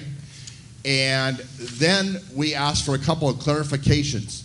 They sent us an email specifically written we can have all the bring your own beer and wine you want. That's what they said. So we asked them, we called them back and we said, okay, we now have this from one of you ladies there in the office that says we can bring it, and I just want to make sure because I want to get to our clubs and let our clubs know that they're good to go. And some lady behind her is screaming at her, telling her that she's telling us the wrong information. Screaming on the phone behind. We could hear the lady behind her more than we could hear the lady that was actually talking to us on the phone because it was so obnoxious.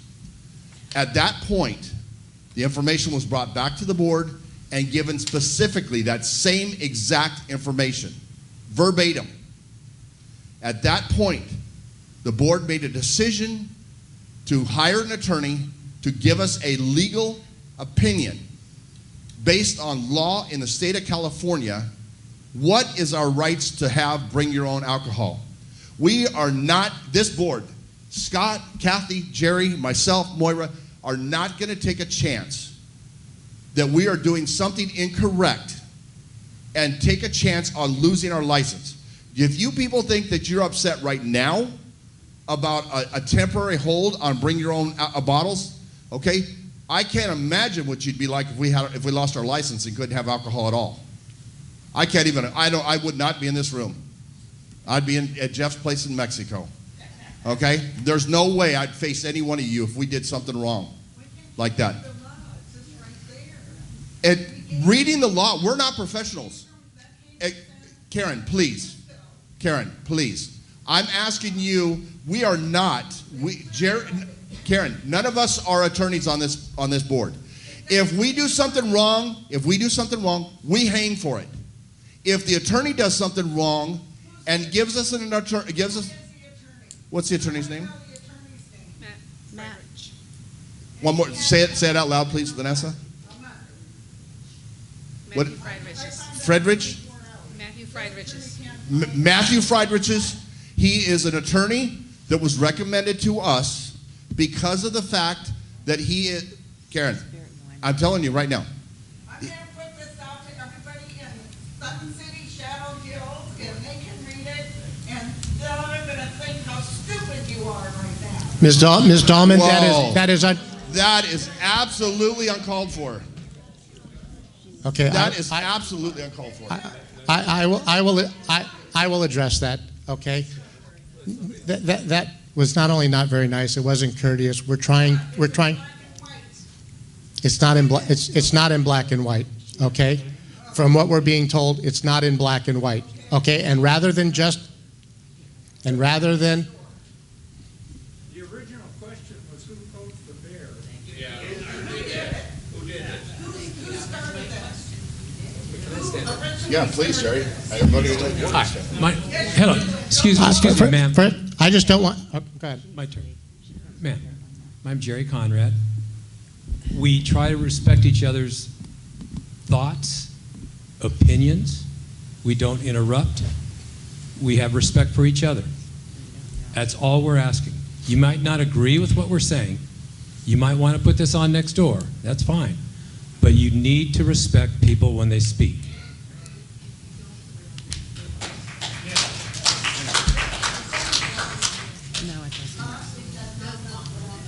I do not appreciate it being called stupid. I do not appreciate that at all. I will say that I do not appreciate being called stupid, and I will tell you right now, that I would rather face you, I would much rather face you with this situation than a situation if we lost our license. And I stand behind that 100%, and I will wait for the attorney, I will wait for the attorney's opinion because he is a professional, and that is who we've asked to give us a written opinion, and that opinion will be sent out to you by email. That is the last I will have of this subject today.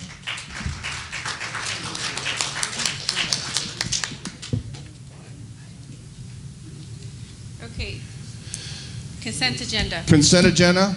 We have consent agenda items A through F, and we are removing F for discussion, so we are approving A through E at this time.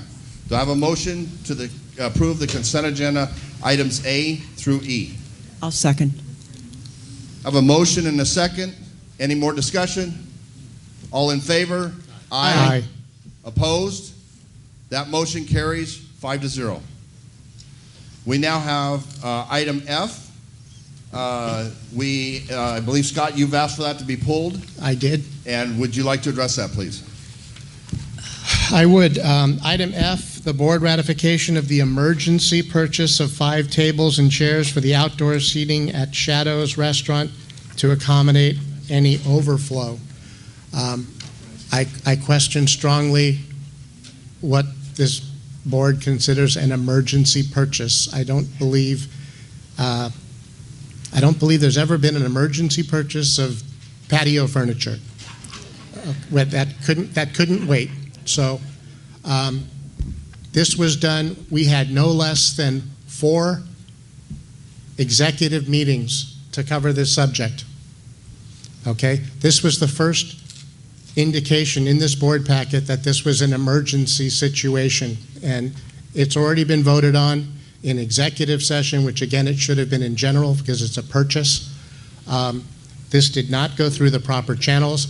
Mr. Whalen from Finance laid it out very beautifully that any purchase over $5,000 would be reviewed by the Finance Committee, which it was not. The golf clubs and the golf GAC was not consulted on this purchase at all. And I don't know, Dan, if you can tell me, was food and beverage consulted before any of the purchase of this equipment? Yes, there was a discussion in our meeting. When was your last meeting? When was your last meeting? Okay, already after the fact. Okay, so my point is, when we have something like this, and it may not be a huge deal. I'm sorry. That would have been before the last one, Scott. 2 weeks ago from last Tuesday would have been before the last time we had this discussion. Okay, I stand corrected then. But we also go out, anything over $5,000, we get 3 bids on. We did not get 3 bids on this equipment. It was purchased from, and again, this was an emergency purchase. So I question what an emergency purchase is. When we have the capital improvement fund, and we have a capital improvement fund that's specifically stated for the Coachella Valley Water Project, but we have not named it the Coachella Valley Water Project Fund, and it was just clarified that that fund and that use of funds can be amended to be used for something else with just the majority approval of the board. Doesn't sound very secure to me. To stand corrected, Scott, that's always been the rule. That happened before you were attending board meetings, probably. What was the rule? That was back when Fair was there and Kerry was there, and that could have been done by a majority of 3 at any time. I understand that. I am well aware of the rule. I'm saying the majority of the homeowners do not understand that you can call it a Coachella Valley Water Project Fund all you want, but we haven't named it that. We have a capital improvement fund, and that use of that fund right now can be used for anything with 3 members of the board majority deciding to repurpose that money. Well, any funds can be done that way, Scott, under a certain amount of money. I'm agreeing with you. So you're beating the horse to death with that. So I'm really not, because the homeowners don't understand that. I would like to address this. First of all, the BAF, the board action form that was submitted by Troon was one of the first questions is this emergency expense, yes or no? And yes. And the yes is time is of the essence, and the furniture must be ordered immediately to ensure the additional seating is available when the South Golf Course reopens after reseating. Now, the total for the tables was $10,874.95, and then the bases and the umbrellas was another $3,200. Troon has the option of spending $15,000 without any approval for the improvement of the facilities here for golf and food and beverage.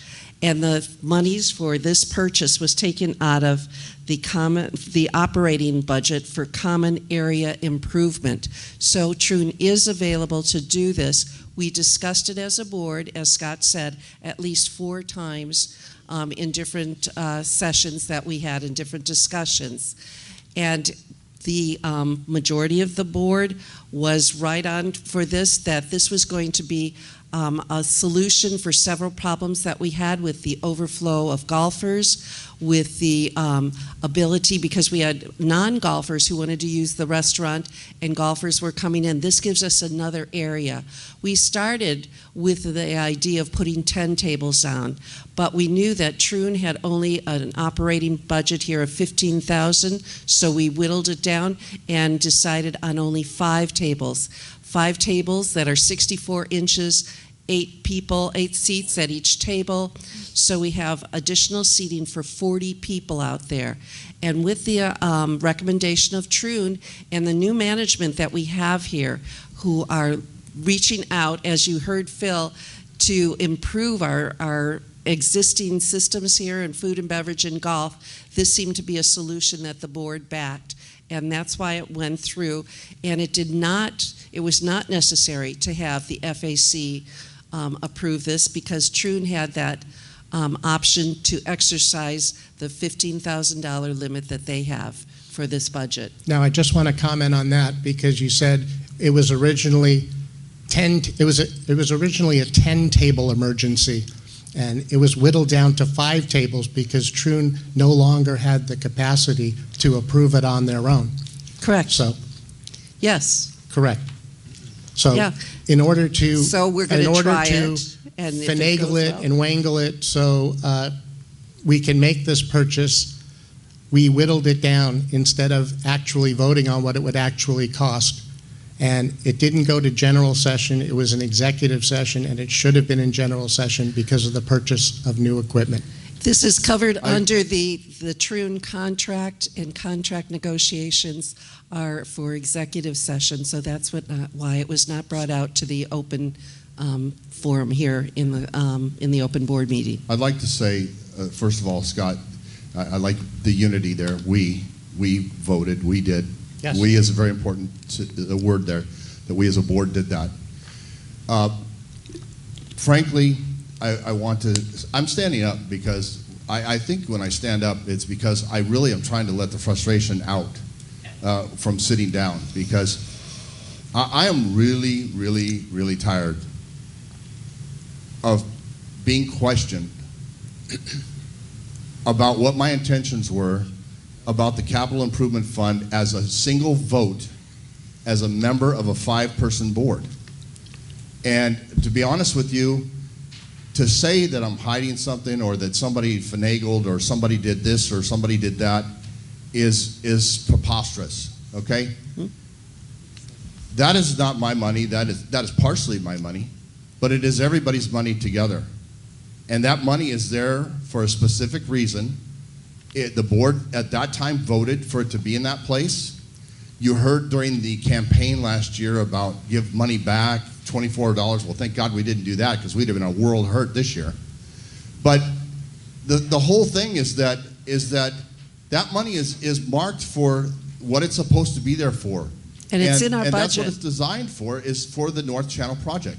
Okay. Now, any board, anywhere can change a rule, can change where funds are going to be spent or not by a majority of their board. Anywhere. If it's a 3-member board, if it's a 5-member board, if it's a 7 or 9-member board. Okay? I'm beside myself to be questioned that I would be hiding anything or did something incorrect. Well, I will address that. And to say we whittled something down, I think we accommodated. I think that we actually came to an agreement to be able to purchase those tables and to have a nice sitting area for people to be able to sit and enjoy. And I hope to God that everybody in this community can enjoy that area when they're golfing. Can go out there and sit under the umbrellas with the tables. I think it was a fantastic thing. And it's a, I know it's- that a majority of the board voted for that, so. It's a solution. We're problem solvers, and it was a solution for both golfers, non-golfers, and food and beverage. We're problem solvers that bypassed finance, facilities, golf, and made it an emergency purchase. And to John, I was not insinuating any way, shape, or form that you were doing something inappropriate with the Capital Improvement Fund.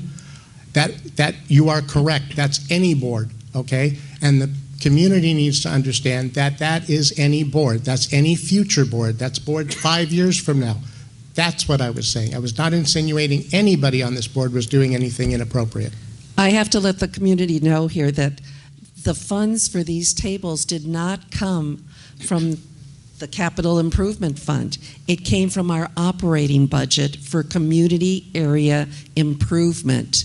This is a bucket that we have here to improve our community here, and there are limits to the amount of money that can be spent. And Troon, as our golf and food and beverage management, has the discretion to use up to $15,000 for an emergency purchase.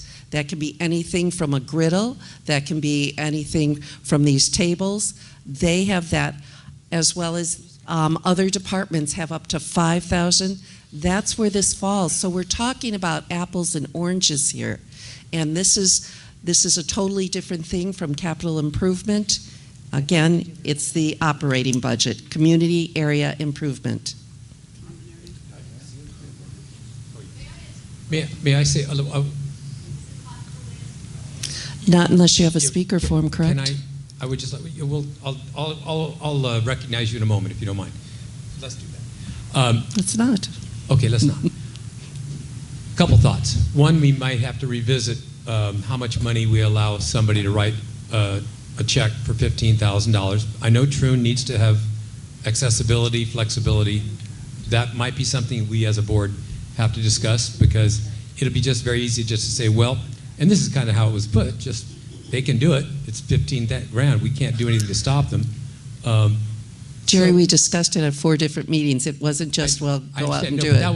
That's not the I'm talking about the way it was presented, just that Troon can just cut a check and we can just look at it and just follow along.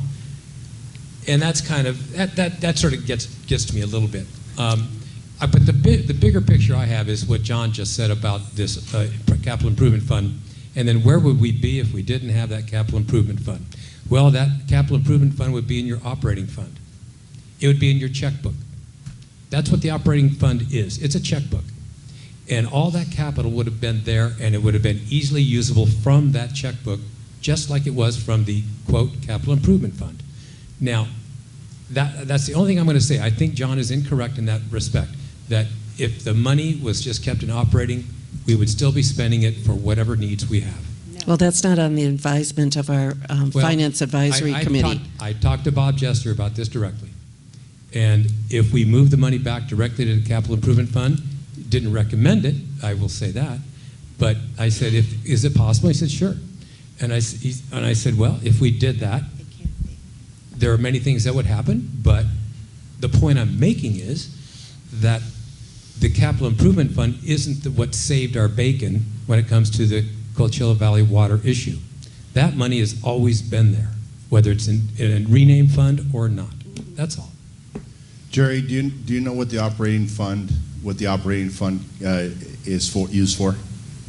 It's basically used for our daily, monthly, yearly costs, everything that we spend money on. And we take in dues that fill that fund up. And right now we have about 2.5 to 2.7 months dues in working capital. And working capital is basically surplus.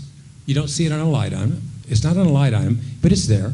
And it's $2.5 million. I'll tell you exactly what we have in there, Jerry. We have 2.82 okay, and so months. And so the 2.82 months. Now, what most standard operations look for is 1 to 3 months of working capital. No, that is absolutely incorrect.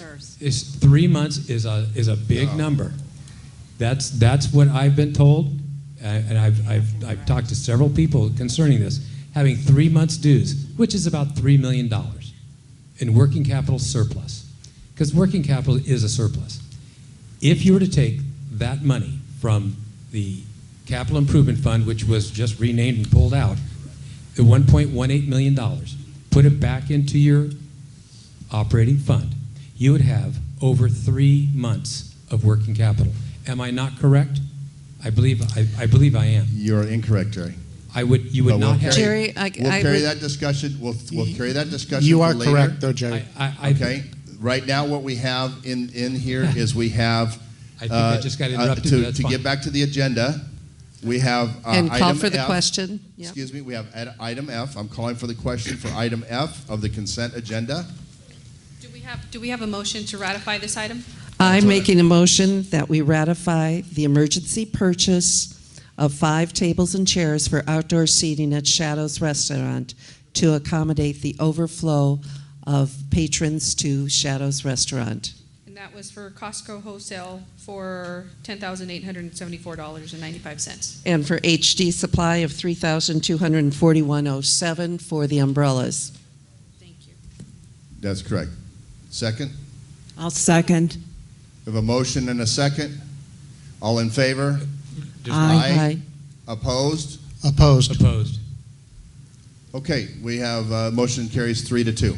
I just want to make a statement that when your dues go up as radically as they're planning to go up, you need to start questioning what an emergency purchase is. That's all. No? Thank you, You got Mrs. one Pessin. supporter out there, Scott. That's There you go. my wife is the Okay. only supporter I need. There you Period. go. Okay. Love you, honey. So we have unfinished business. We're moving to Vanessa. Yes. Unfinished business. We have item A, the final approval of the revisions to section 5.12 for prohibited plant material.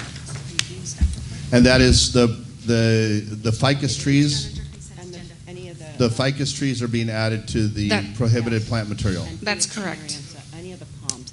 Any of the Phoenix species of palm, Phoenix canariensis, Phoenix canariensis, which is an example of one of them, they're date palm trees. And unless they've been purchased in the Coachella Valley and they're certified to do so, you can plant them. But generally speaking, because they fruit, that is why. So all of those species are on the prohibited list. So we need a motion to accept the changes 5.12 prohibited plant material. Which is the addition of the ficus to the prohibited plant list. That's correct. Yeah. Along with already the Phoenix canariensis and all those other I make a motion to species are accept on that. there. Yeah, they're on there already. Those are already on there. Yeah, they're already on there. Yeah. So it's just one addition, ficus. All right, I make that motion. Do I have a second? I'll second that motion. Motion and a second. All in favor? We have discussion? Aye. Oh, discussion? Yep, real quick. Just so the community knows, ficus was added to the prohibited list. People have been asking me, there's ficus all over this community. Why is it on the prohibited list? It's been determined to be an invasive root system, and people have planted them as hedges and barricades and privacy screens. And once they get under the wall, that wall is coming up. So now it involves both you and your neighbor's property. So that was, just wanted to give a quick explanation to why ficus, which is everywhere, is added to the prohibited list. Thank you, that's correct. And if you could, if the board could address homeowners that already have ficus in their backyards. Those are grandfathered in. Yep. And you will not have to remove those. So I would say, Scott, if you're posting your flower pictures on Nextdoor, I No would get a ficus. picture No of a ficus. ficus as soon as you can. No ficus. Okay. So we have a motion and a second. All in favor? Aye. Aye. Opposed? That motion carries 5-0. Vanessa, barriers? Barriers. This section was also posted for 28-day comment. That's finally up now. And the intent to revise section 4.7.1 was to further clarify barriers within the community. So the proposed language reads now, construction of a temporary barrier must be substantial, sufficient to withstand displacement by a person leaning on the barrier and to protect passers-by from any actions inside the barrier. So really, I believe the DRC's intent was to not allow the small, tiny garden barriers that are stake-in style. If everybody remembers from the 70s, the little plastic fences, white picket fences that had the little stakes that you would put out in front or around your little garden, now they've evolved into those being metal and so on and so forth. But they're very, very temporary, and those are now not allowed in your front yard. So that was on for more than 28 days. Did we have comments on that? No. No comment, not one? Not on that. Like 50 days on there? Bless you. No comments. Okay, do we have we have a motion? I make a motion to accept that. Do I have a second? I second the motion. We have a motion and a second. Discussion? All in favor? Aye. Aye. Opposed? That motion carries 5-0. Kathy? Okay, the next one is proposed revisions to the Sun City Shadow Hills catering agreement. And we did have, during the 28-day comment period, we did have some great suggestions to that. We're having legal look at that, and also with that agreement will be included the ABC ruling as soon as we get that from the lawyer. So we're going to table that at this time. Okay, Moira? Okay, we have what's called a BAF, meaning it's a board action form. And Zarel Becker, who's part of our Finance Advisory Committee, as well as the rest of the Finance Advisory Committee, but it was mostly Zarel, took a look at it because it's very lengthy. There's so many pages to it, and what Zarel came up with was a way to streamline it and make it shorter, more concise, so it would be easier for anybody that needed to do a board action form to submit it, would have an easier time of it. So I'm making a motion to approve the the revised board action form. I second the motion. We have a motion and a second. Any discussion? All in favor? Aye. Aye. Opposed? That Thank motion you, car- Zarel. That motion really carries is 5-0. good. Thank you, Zarel. It's a great simplification. Next, you have section 3.2 to be posted for 28-day comment. This here is a revision to the submittal process for the home improvement application. The DRC felt it necessary to add additional language to the steps or necessary items for their application, specifically to the plans. So now there'll be more drawings and photographs that will be provided to the DRC when the applications are submitted. So it's a clearer picture of what's going on there. Right. And with today's applications on the iPads, it's very easy to take and do drawings on top of photographs that you take and submit those to the DRC, and they can get a clearer indication on what it is that you're trying to apply for at your home. Right. Let's see, that 28-day comment, was that 28? No, that was not. You're going to post it. We're going to post that for 28-day comment right now. So, okay. So next we have. Would you like to make a motion? Oh yes, I'm sorry. Make a motion to put that to a 28-day comment, please. I'll second. We have a motion. Any discussion? All in favor? Aye. Aye. Opposed? That motion carries 5-0. All right, another posting for 28-day comment. This is a revision to section 4.29.4 for fences. It looks like the DRC wants to exclude Duramax or Alumawood or the equivalent type material for wrought iron fences. They want to limit that to strictly wrought iron in the backyard. Correct, and that's either painted or powder coated wrought iron. Correct. And so that will, obviously, the powder coating will last a lot longer. So that is also for a 28-day comment, so I make the motion to post that for 28-day comment. I'll second. We have a motion and a second. All in favor? Aye. Aye. Opposed? That motion carries 5-0.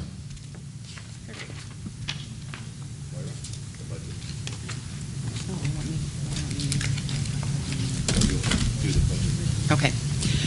Okay, I make a motion to approve the 2023 budget as presented.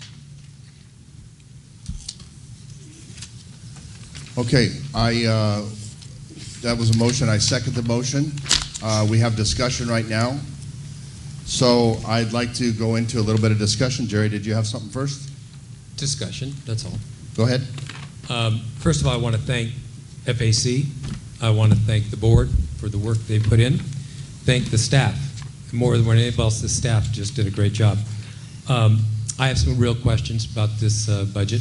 It's a large number in terms of a dues increase. So it's important that we look at it carefully.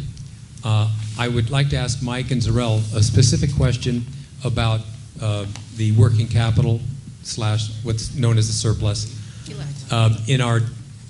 In our present operating fund, we have, according to John, 2.8 months of working capital. Is that sufficient, or is that considered sufficient for our needs at this point? Okay, recommendation is 3 months. All right, so now let's get started. The operating fund, it literally is a checkbook. We have to write checks, we have to pay people, vendors, et cetera. And that's coming out of the operating fund, not out of your reserve fund, unless it's a reserve issue, and not out of the capital improvement, at least not very often. Right now, with 2.8 months in working capital, we are in actually very good financial condition. As John has said many times, there's less than a 1% chance of an assessment. I mean, we are incredibly lucky. We've put a lot of money, a lot of effort, a lot of sweat and tears. My issue is that we're now raising dues to a hefty number of a sum of $337, according to this new budget. And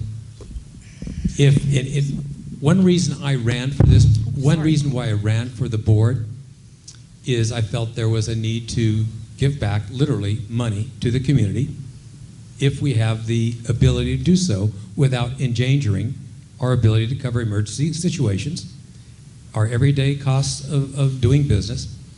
That money just sitting there is not necessarily a good thing for the community. I know there are people who like to say, well, we can build things, and they'll have wonderful things.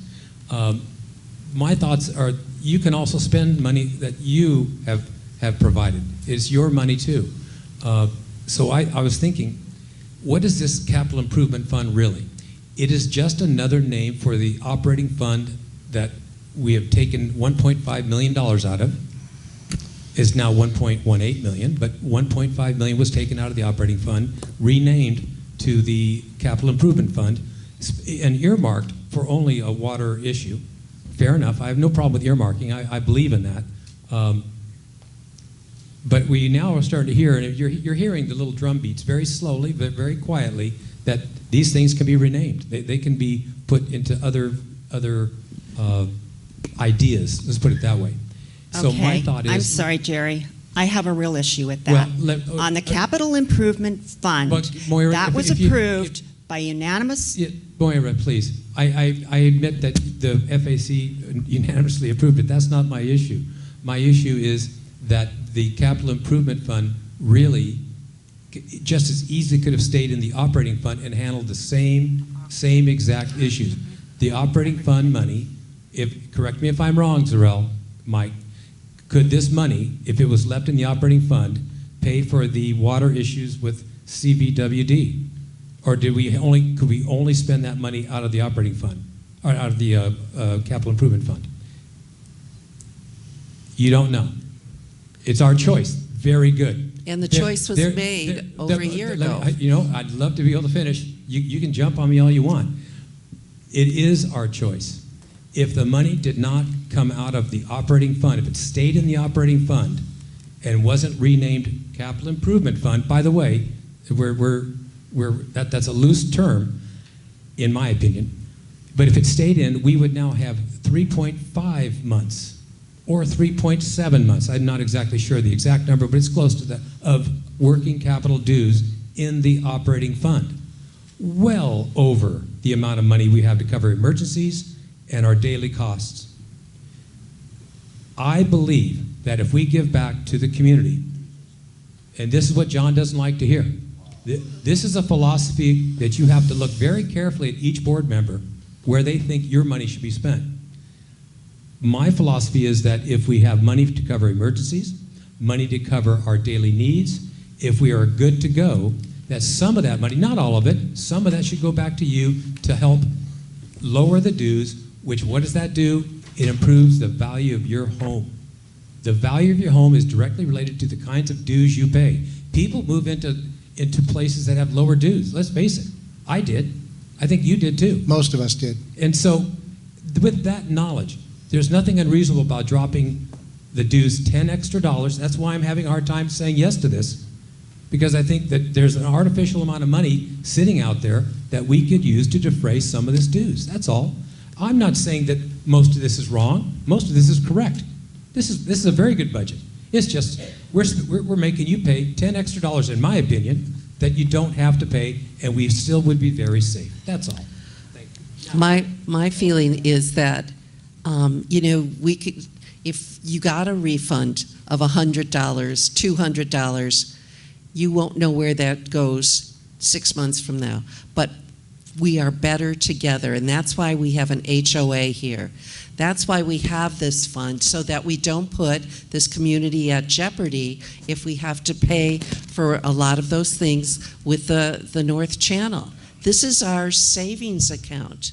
In fact, my concern was, I'm looking at a $337 payment. I'd like to raise it to an even $340 to increase $3 per month for each household to put in. We've got things that need to be updated and improved. We need pickleball courts. We need to get the Montecito going. We need things, the 5-acre. Where are we going to get that money? Do we need to do a special assessment of our community? I don't want that.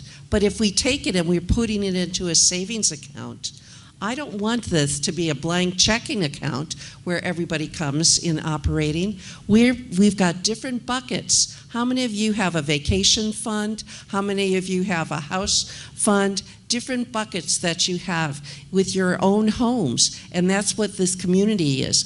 We want to make sure that we're safeguarded in those different areas. So I'm for actually increasing the budget and not giving anything back, but saving for those things that are going to need updating. Right now, we are one of the lowest communities in this valley for our HOA dues. We want to continue that, and we can, even with a monthly assessment of $340, taking in all the inflation that we see and still safeguarding our community so that we don't have special assessments, and saving for those extra projects that we're going to need to keep up with the new projects, such as the new Pulte projects that's going over here. The different areas. We want to safeguard your home interest here. We want to keep our interests with our homes going up and keeping pace with those that are around us. We can't just stay where we are. We have to move forward. So I'm for more. So I just want to, I'm not being sarcastic, I'm not being anything else. And believe me, I'm telling you honestly, really, because you don't know what's coming. But the fact that you're scared every time I have a microphone cracks me up anyhow. But that is a really good board. I mean, I hope everybody understands that you have 5 individuals up here who have sometimes 5 different takes on the same subject. You don't want a board that goes 5-0 all the time. That's the worst thing you could possibly have as a community, to get the real answer. So we don't always agree on things, and that's a good thing, because you need to hear different counterpoints. Every board member needs to think for themselves. Okay, so, but in conjunction to what Jerry said, I worked some of the numbers, and again, I'm not a huge numbers person, so I went with what we had. And Zarel, correct me if I'm wrong, if I'm way off, but we have $2,448,539 in our current operating fund. We have $1,180,000 in our capital improvement fund. If we move that $1,180,000 back to our operating fund, you have $3,628,539.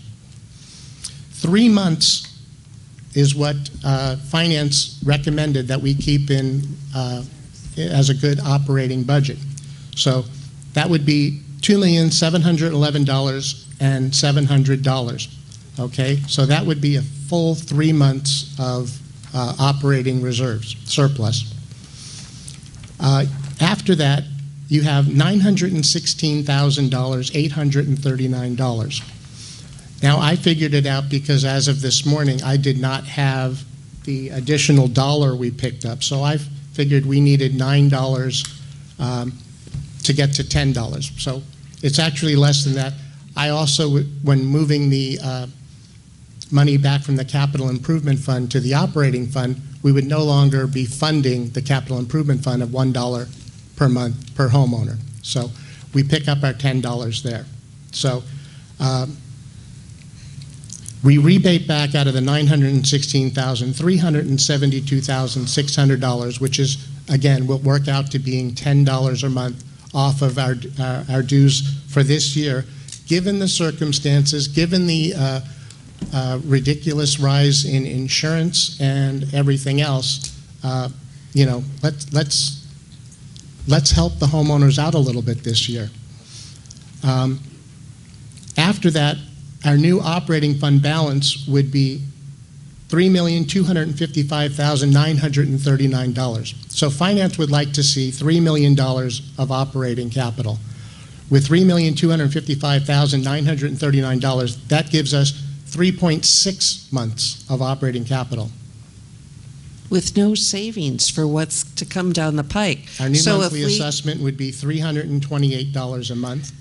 And again, we'll be at 3.6 months of operating capital, which is a very, very strong position to be.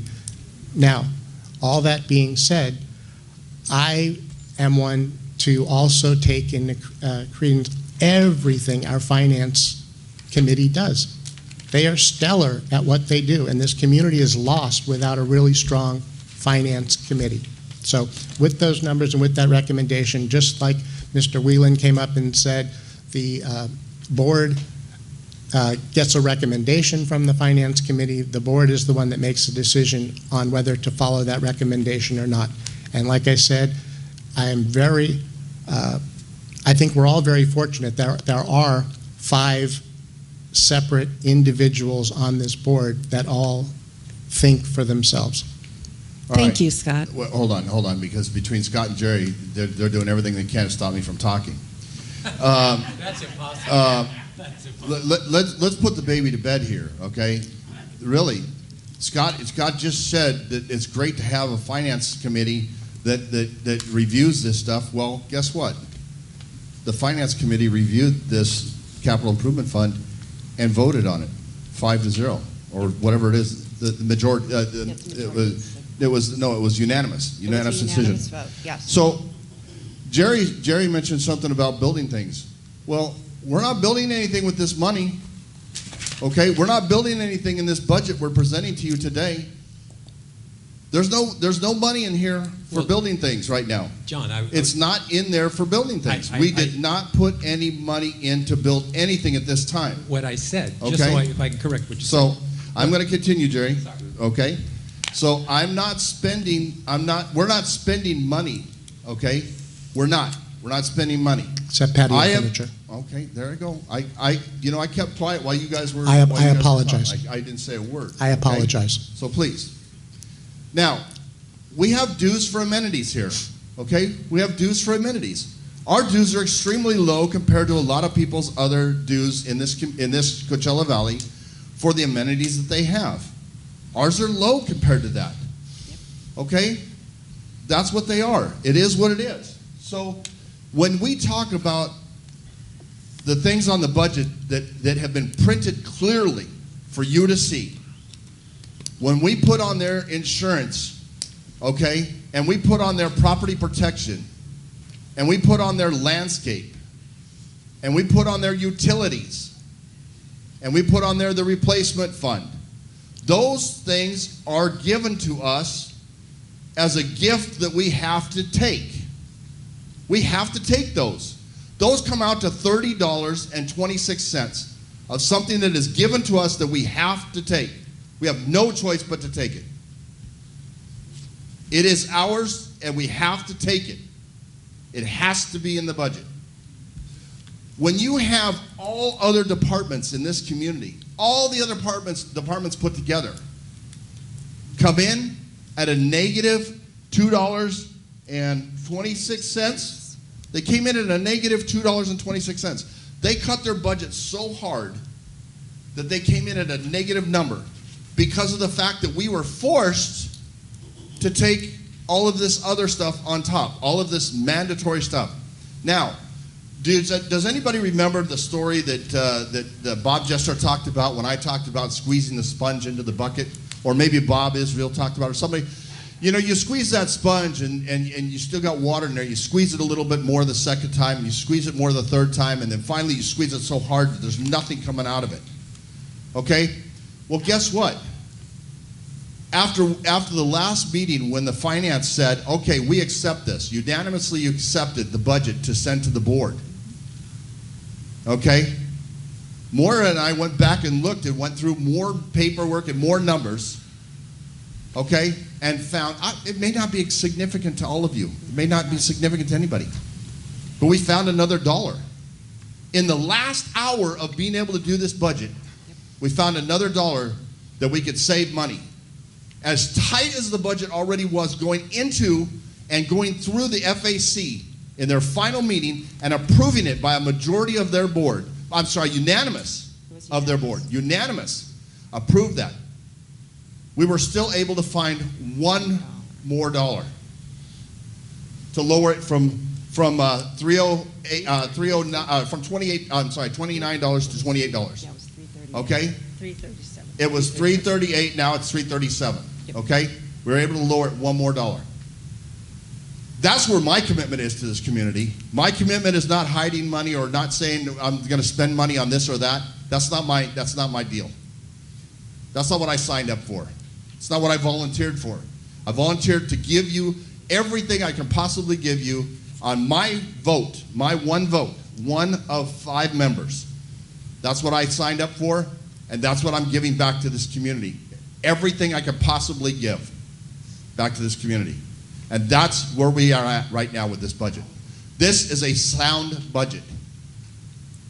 It is nice to have the reserve. Jerry talks about the operating capital, 2.82 months funded.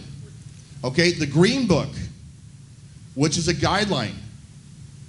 Okay, the Green Book is a guideline to financials in HOAs. For California. Okay, that Green Book says that we should be 2.5 to 3 months funded. We are strong in this community. We are healthy in this community to have us at 2.82 and to have a reserve fund that is there to handle, okay, maybe we shouldn't have called it a reserve fund. Maybe we should have, capital improvement fund. Maybe we shouldn't have called it a capital improvement. Maybe we should have called it a rainy day fund. Okay? A rainy day fund. For when we have a problem in the North Channel, that money is there to get us started on what we need to do. Maybe that's what it should have been called, a rainy day fund. Okay? That's why that money is there.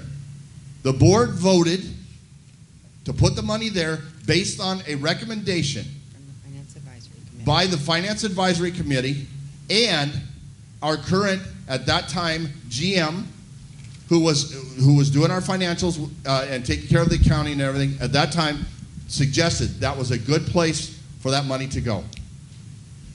Okay? Not the $24 back in your pocket that you'd have never seen again. Okay? But to have it there as a blanket of security to get us started if we have an emergency situation in that North Channel, or to finish the North Channel so that it is proper for this community. Okay, I support this budget. I support it. I've worked on it. I've spent my blood and sweat over the last couple of months in this. I know this budget is tight. I know it is as tight as it possibly can, And I will submit this budget to you, the community, with 100% of my faith and my trust behind it.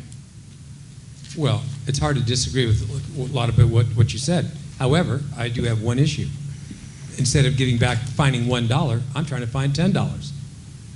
And the reason I think I'm doing that is because I believe that if we put the money back in the operating fund, or even if we don't, we just leave it and call it whatever you want to call it.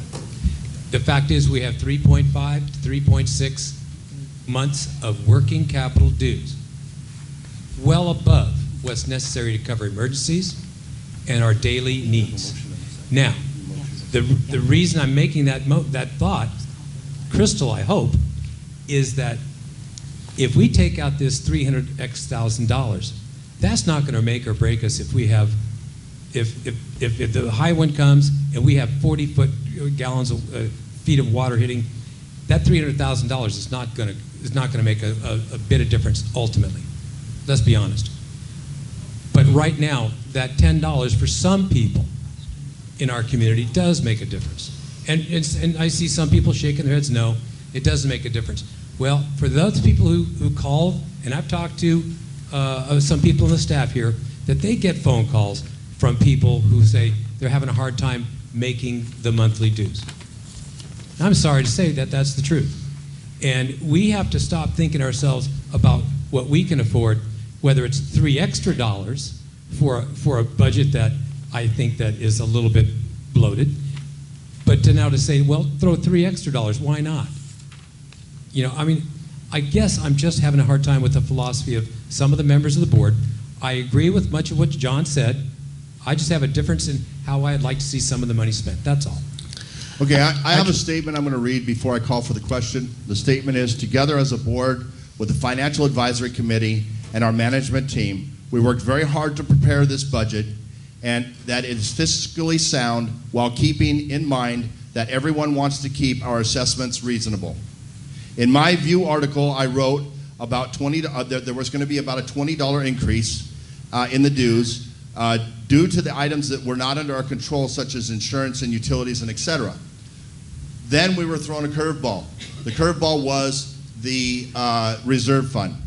The reserve fund threw a curve at us that we had to be set and ready for that, to refund that and make sure that we were strong. Right now, we are just under 70%.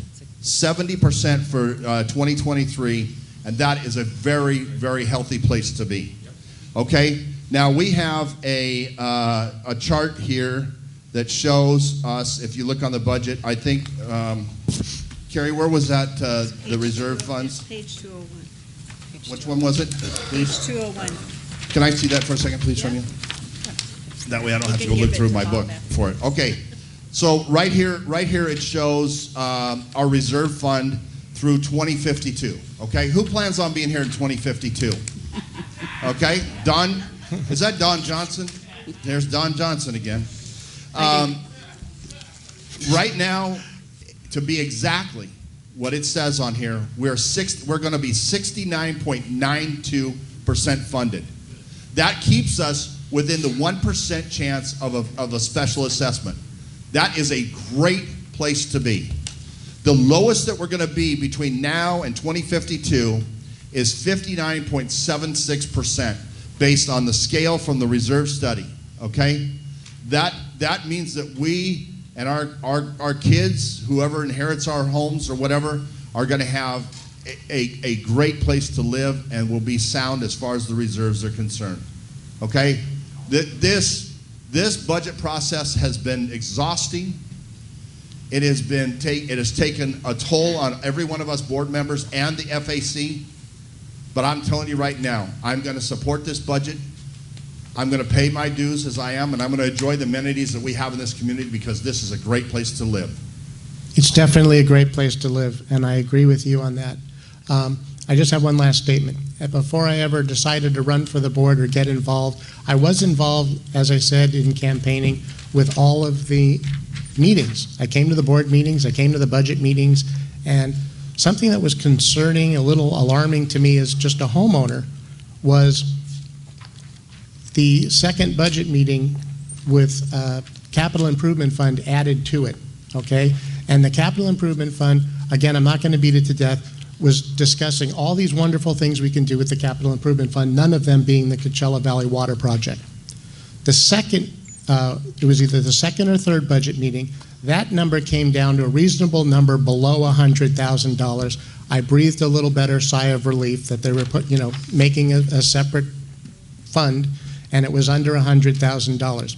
In executive session on the day the budget meeting was to be approved, that number went from, and I think it was 86, 89,000, I have to look at what it was, but that went from 86 or 89,000, somewhere in that range, to $1.5 million, and the board voted on it, okay? And again, it was suggested by finance, it was approved by the board, I'm totally okay with it, but I will just tell you as a homeowner, that was disconcerting to me to see that that could just happen like that, and there was no real discussion about it. Now, on the Scott, same, I'm going to call for the question because we got a long. You're beating the horse to death on this. I'm not. I'm just calling for the question. I can say one more thing. I'm calling for the question, Scott. I'm calling for it. On the same day, on the same day the budget. No, on the same day the same day the budget was approved. Scott, that's the old board news. also That was not this approved a board. purchase of a new pizza oven and a new phone directory, That which was we haven't rescinded, by had. the way. But that was rescinded later. But it was nowhere included in this budget that was just announced. Two unbudgeted items on the day you're approving the budget. So That it was not very, this board. That's old news. That was a long time ago. I'm calling for the Call for your question. vote. We have a motion on the table and a second. All in favor? Aye. Aye. Opposed? Opposed. That motion carries 3-2. Calling for the question means what is call the for motion? The question was on the motion that we had on the table. We were in 35 minutes of old discussion and new discussion both, and the question was about approving the budget at where we are. So I apologize. It didn't go back on it because it was still on the table, but that motion was to approve the current budget that we have before us. Board, would you like to announce what the new HOA due would be effective January 1st, 2023? Yes, I'll do it. The new assessment will be $337. That represents an increase of $28, and it's a 9% increase. And we are still the lowest in the valley. No, we will still be the lowest. Now the reserve, yes. Oh, the reserve study. Where was that? I lost my train of thought. That's Moira. Where is it? And I want to thank Moira and John, our FAC, and our staff for putting together this budget. All right. Okay. I'm just doing this with this, right? What's Okay. next in this fun-filled day? Okay. I make a recommendation to accept the 2023 reserve study with the assessment would be, which is part of the $337, which will be $62.41. I second the motion. We have a motion and a second. Discussion? All in favor? Aye. Aye. Opposed? That motion carries 5-0. Would you like to say what that monthly contribution will be per homeowner? Yes, the monthly contribution, I just had it on my paper, was, It's $62.41. there you go, thank you. Some reason my book doesn't like to turn over and get to the right pages. Okay, 6247, so we have that. Thank you. Okay, thank you very much. Okay, let's see where we are now. Open forum? Open forum for 3 minutes. Do we have any forms? No forms. No forms? Okay, beautiful. All right.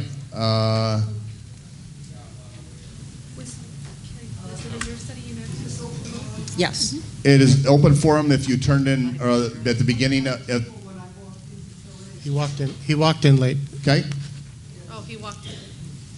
He walked in when, late? But that's before the meeting is called to order, that Yeah. the forms are available, so. Okay.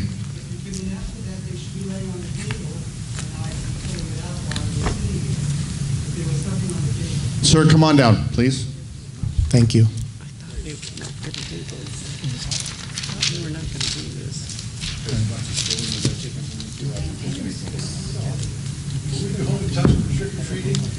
Well, one can hope. Sir, please don't see it on give us the your agenda. thoughts. Thank you. Okay. Your name and your My address. name is Bob Vrablick. I live at 81090 Avenida Colonias in Phase 3. I've been living here for 4 years now, and I have to be very honest with you. I've served on boards in many different organizations that I've been on, and I'm amazed as 4 years that I've been here, I haven't had any paraphernalia, mailings about what you people are doing unless I go to a computer, which I don't have. How would I have even known that today was the day that you're approving a budget with a, what is it, $28 increase? It's not a $5 increase, it's not an $8 increase, it's a $28 increase. That's going to be a big surprise. I don't know if you know your population here, but every year that passes, the upper end of our population gets older and older, and they're living on very fixed incomes. And now with the way things are going economically, suddenly $28, where are they going to get that? It doesn't seem like a very sensitive board for the people that live here. I don't know, I didn't have enough time to say everything here, but I resent not getting mailings, printed material that I can read at home. I don't go to a computer because my computer, I don't use a computer. There will be a budget mailer Yeah, that's mailed to the there is a entire budget community. mailer. After the board is approved. Yes. And 3 budget That's study the way it's been sessions. done. And there was 3 budget sessions that you could have come to. Well, how would I have known that? They were They were, announced. they were in the View. They were in the View. They've always been announced. All right, Everything. You got to read that. I'll get better educated on this, but I have to tell you, I am very, very disappointed. Sir, we are So- too, but it's inflation at this point. And also, I was here at the last meeting, and they're going to take out that window, and they're going to do this, and they're going to do that. Where are you getting all the money for that? We don't No, have sir. it. No, sir. That's absolutely incorrect. You Well, are absolutely I'm not incorrect. sa- I just said, Those were where did you get those the were money for that? thoughts. Those were thoughts to see what the community would like to see if they wanted it. If they and if they wanted wanted it, they would have to pay for it. Every one of us would have to pay for it. It's not budgeted for.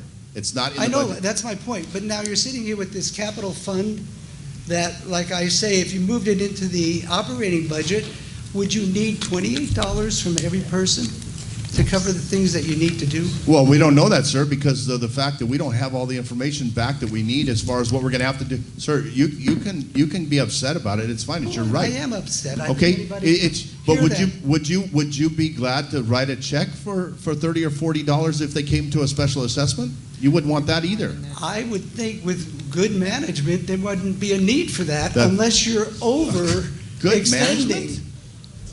You're overextending, blowing out windows and taking this. Sir, and nobody's building- We're not doing doing that. that, sir. I know you said that at You the have- last thing, and you said you're going to have consultant fees that we're going to have to take into consideration. All that stuff costs money. Well, of course it does, sir. That's in why this we had year's an open budget. town discussion about that. And if you chose to do that, if the majority of people chose to do that, then they would do that. I got the message.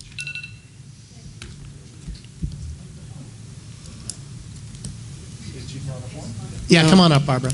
He had a form. He filled it out. Okay. Thank you for letting me speak. Barbara Preslak, 81618 Corte Valdemoro.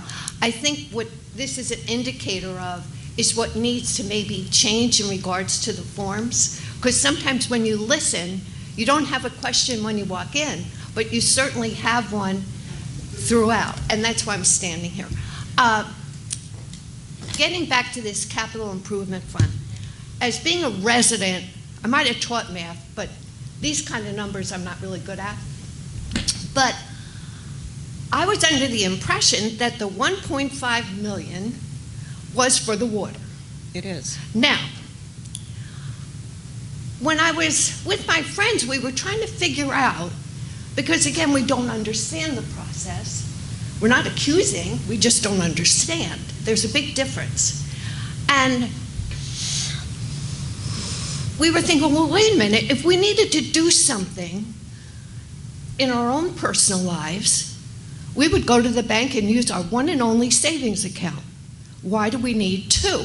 Like the whole process just had a little shady element to it for novices that don't understand. And then I'm sitting here today and all these numbers are flying, And now I come to find out the 1.5 is down to 1.18, and apparently you can do anything. Okay, those were used for Incorrect. Well, for that's- the North that's why I Channel. need clarification. It was used for North Channel, Barbara. That's what it was used for.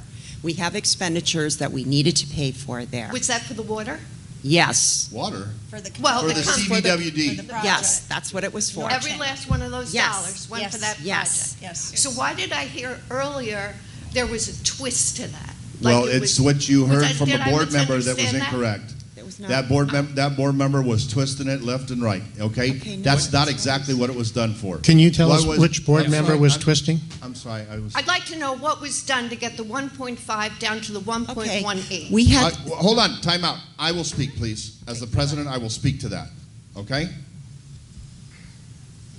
That money was set aside because of the fact that we were told that we were going to have a project coming up. Right. CVWD was giving us a gift of expenditures that we were going to have to do to make sure that we were protecting our property. The very first thing we had to do was we had to make a decision on pond number 2. Your previous board had to make a decision whether to spend, now this is very conservative, $1.5 million to rebuild pond number 2. Okay? As we found out, we were told to fill in pond number 2. You could turn that off, please. My time is not up. You were told that we were going to have to fill that pond in, and that pond was going to cost us about $200,000 or so to fill in. Well, I was able to negotiate getting us all of the dirt for free from Yes, that. I realize that, but that's not my question. My Yeah, question is, I'm still leading where's to the it. 1.5 to the 1.18? Because I've heard all of that before. These are all expenditures that were spent. I'm trying really hard to John's explain trying to it. explain this to you. I'm really trying hard. So you're saying the 200,000 comes Yes. off of that 1.5? Exactly. I'm not even done yet. I'm far from done. Okay? So what I'm saying is, and I'm asking you to give me the courtesy of listening to answering your question, okay?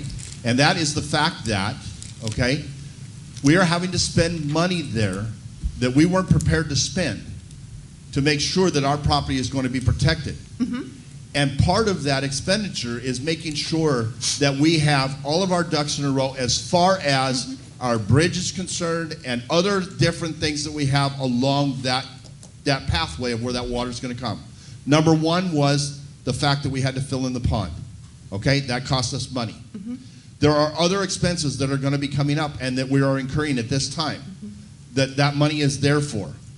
Okay, if we have that catastrophic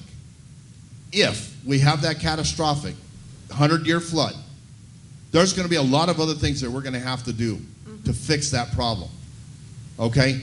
That money is not willy-nilly. It's not free spending. It's not to build walls in the Montecito or pickleball courts. It's not there for that. It's there for the purpose of making sure that we are protected in the North Channel project as far as we possibly can go with it. That's why that money is set aside. That's why. It was removed from the operating capital, which was extremely high at the time that it was there, in months funded, and moved over there and earmarked by your previous board, including 2 previous board members other than us that are here now. I realize that. Or 3, actually, I'm sorry. God rest his soul, he's passed away. But 3 other board members that voted to put that money there. That is a insurance type protection, a rainy day fund to make sure that we finish that project.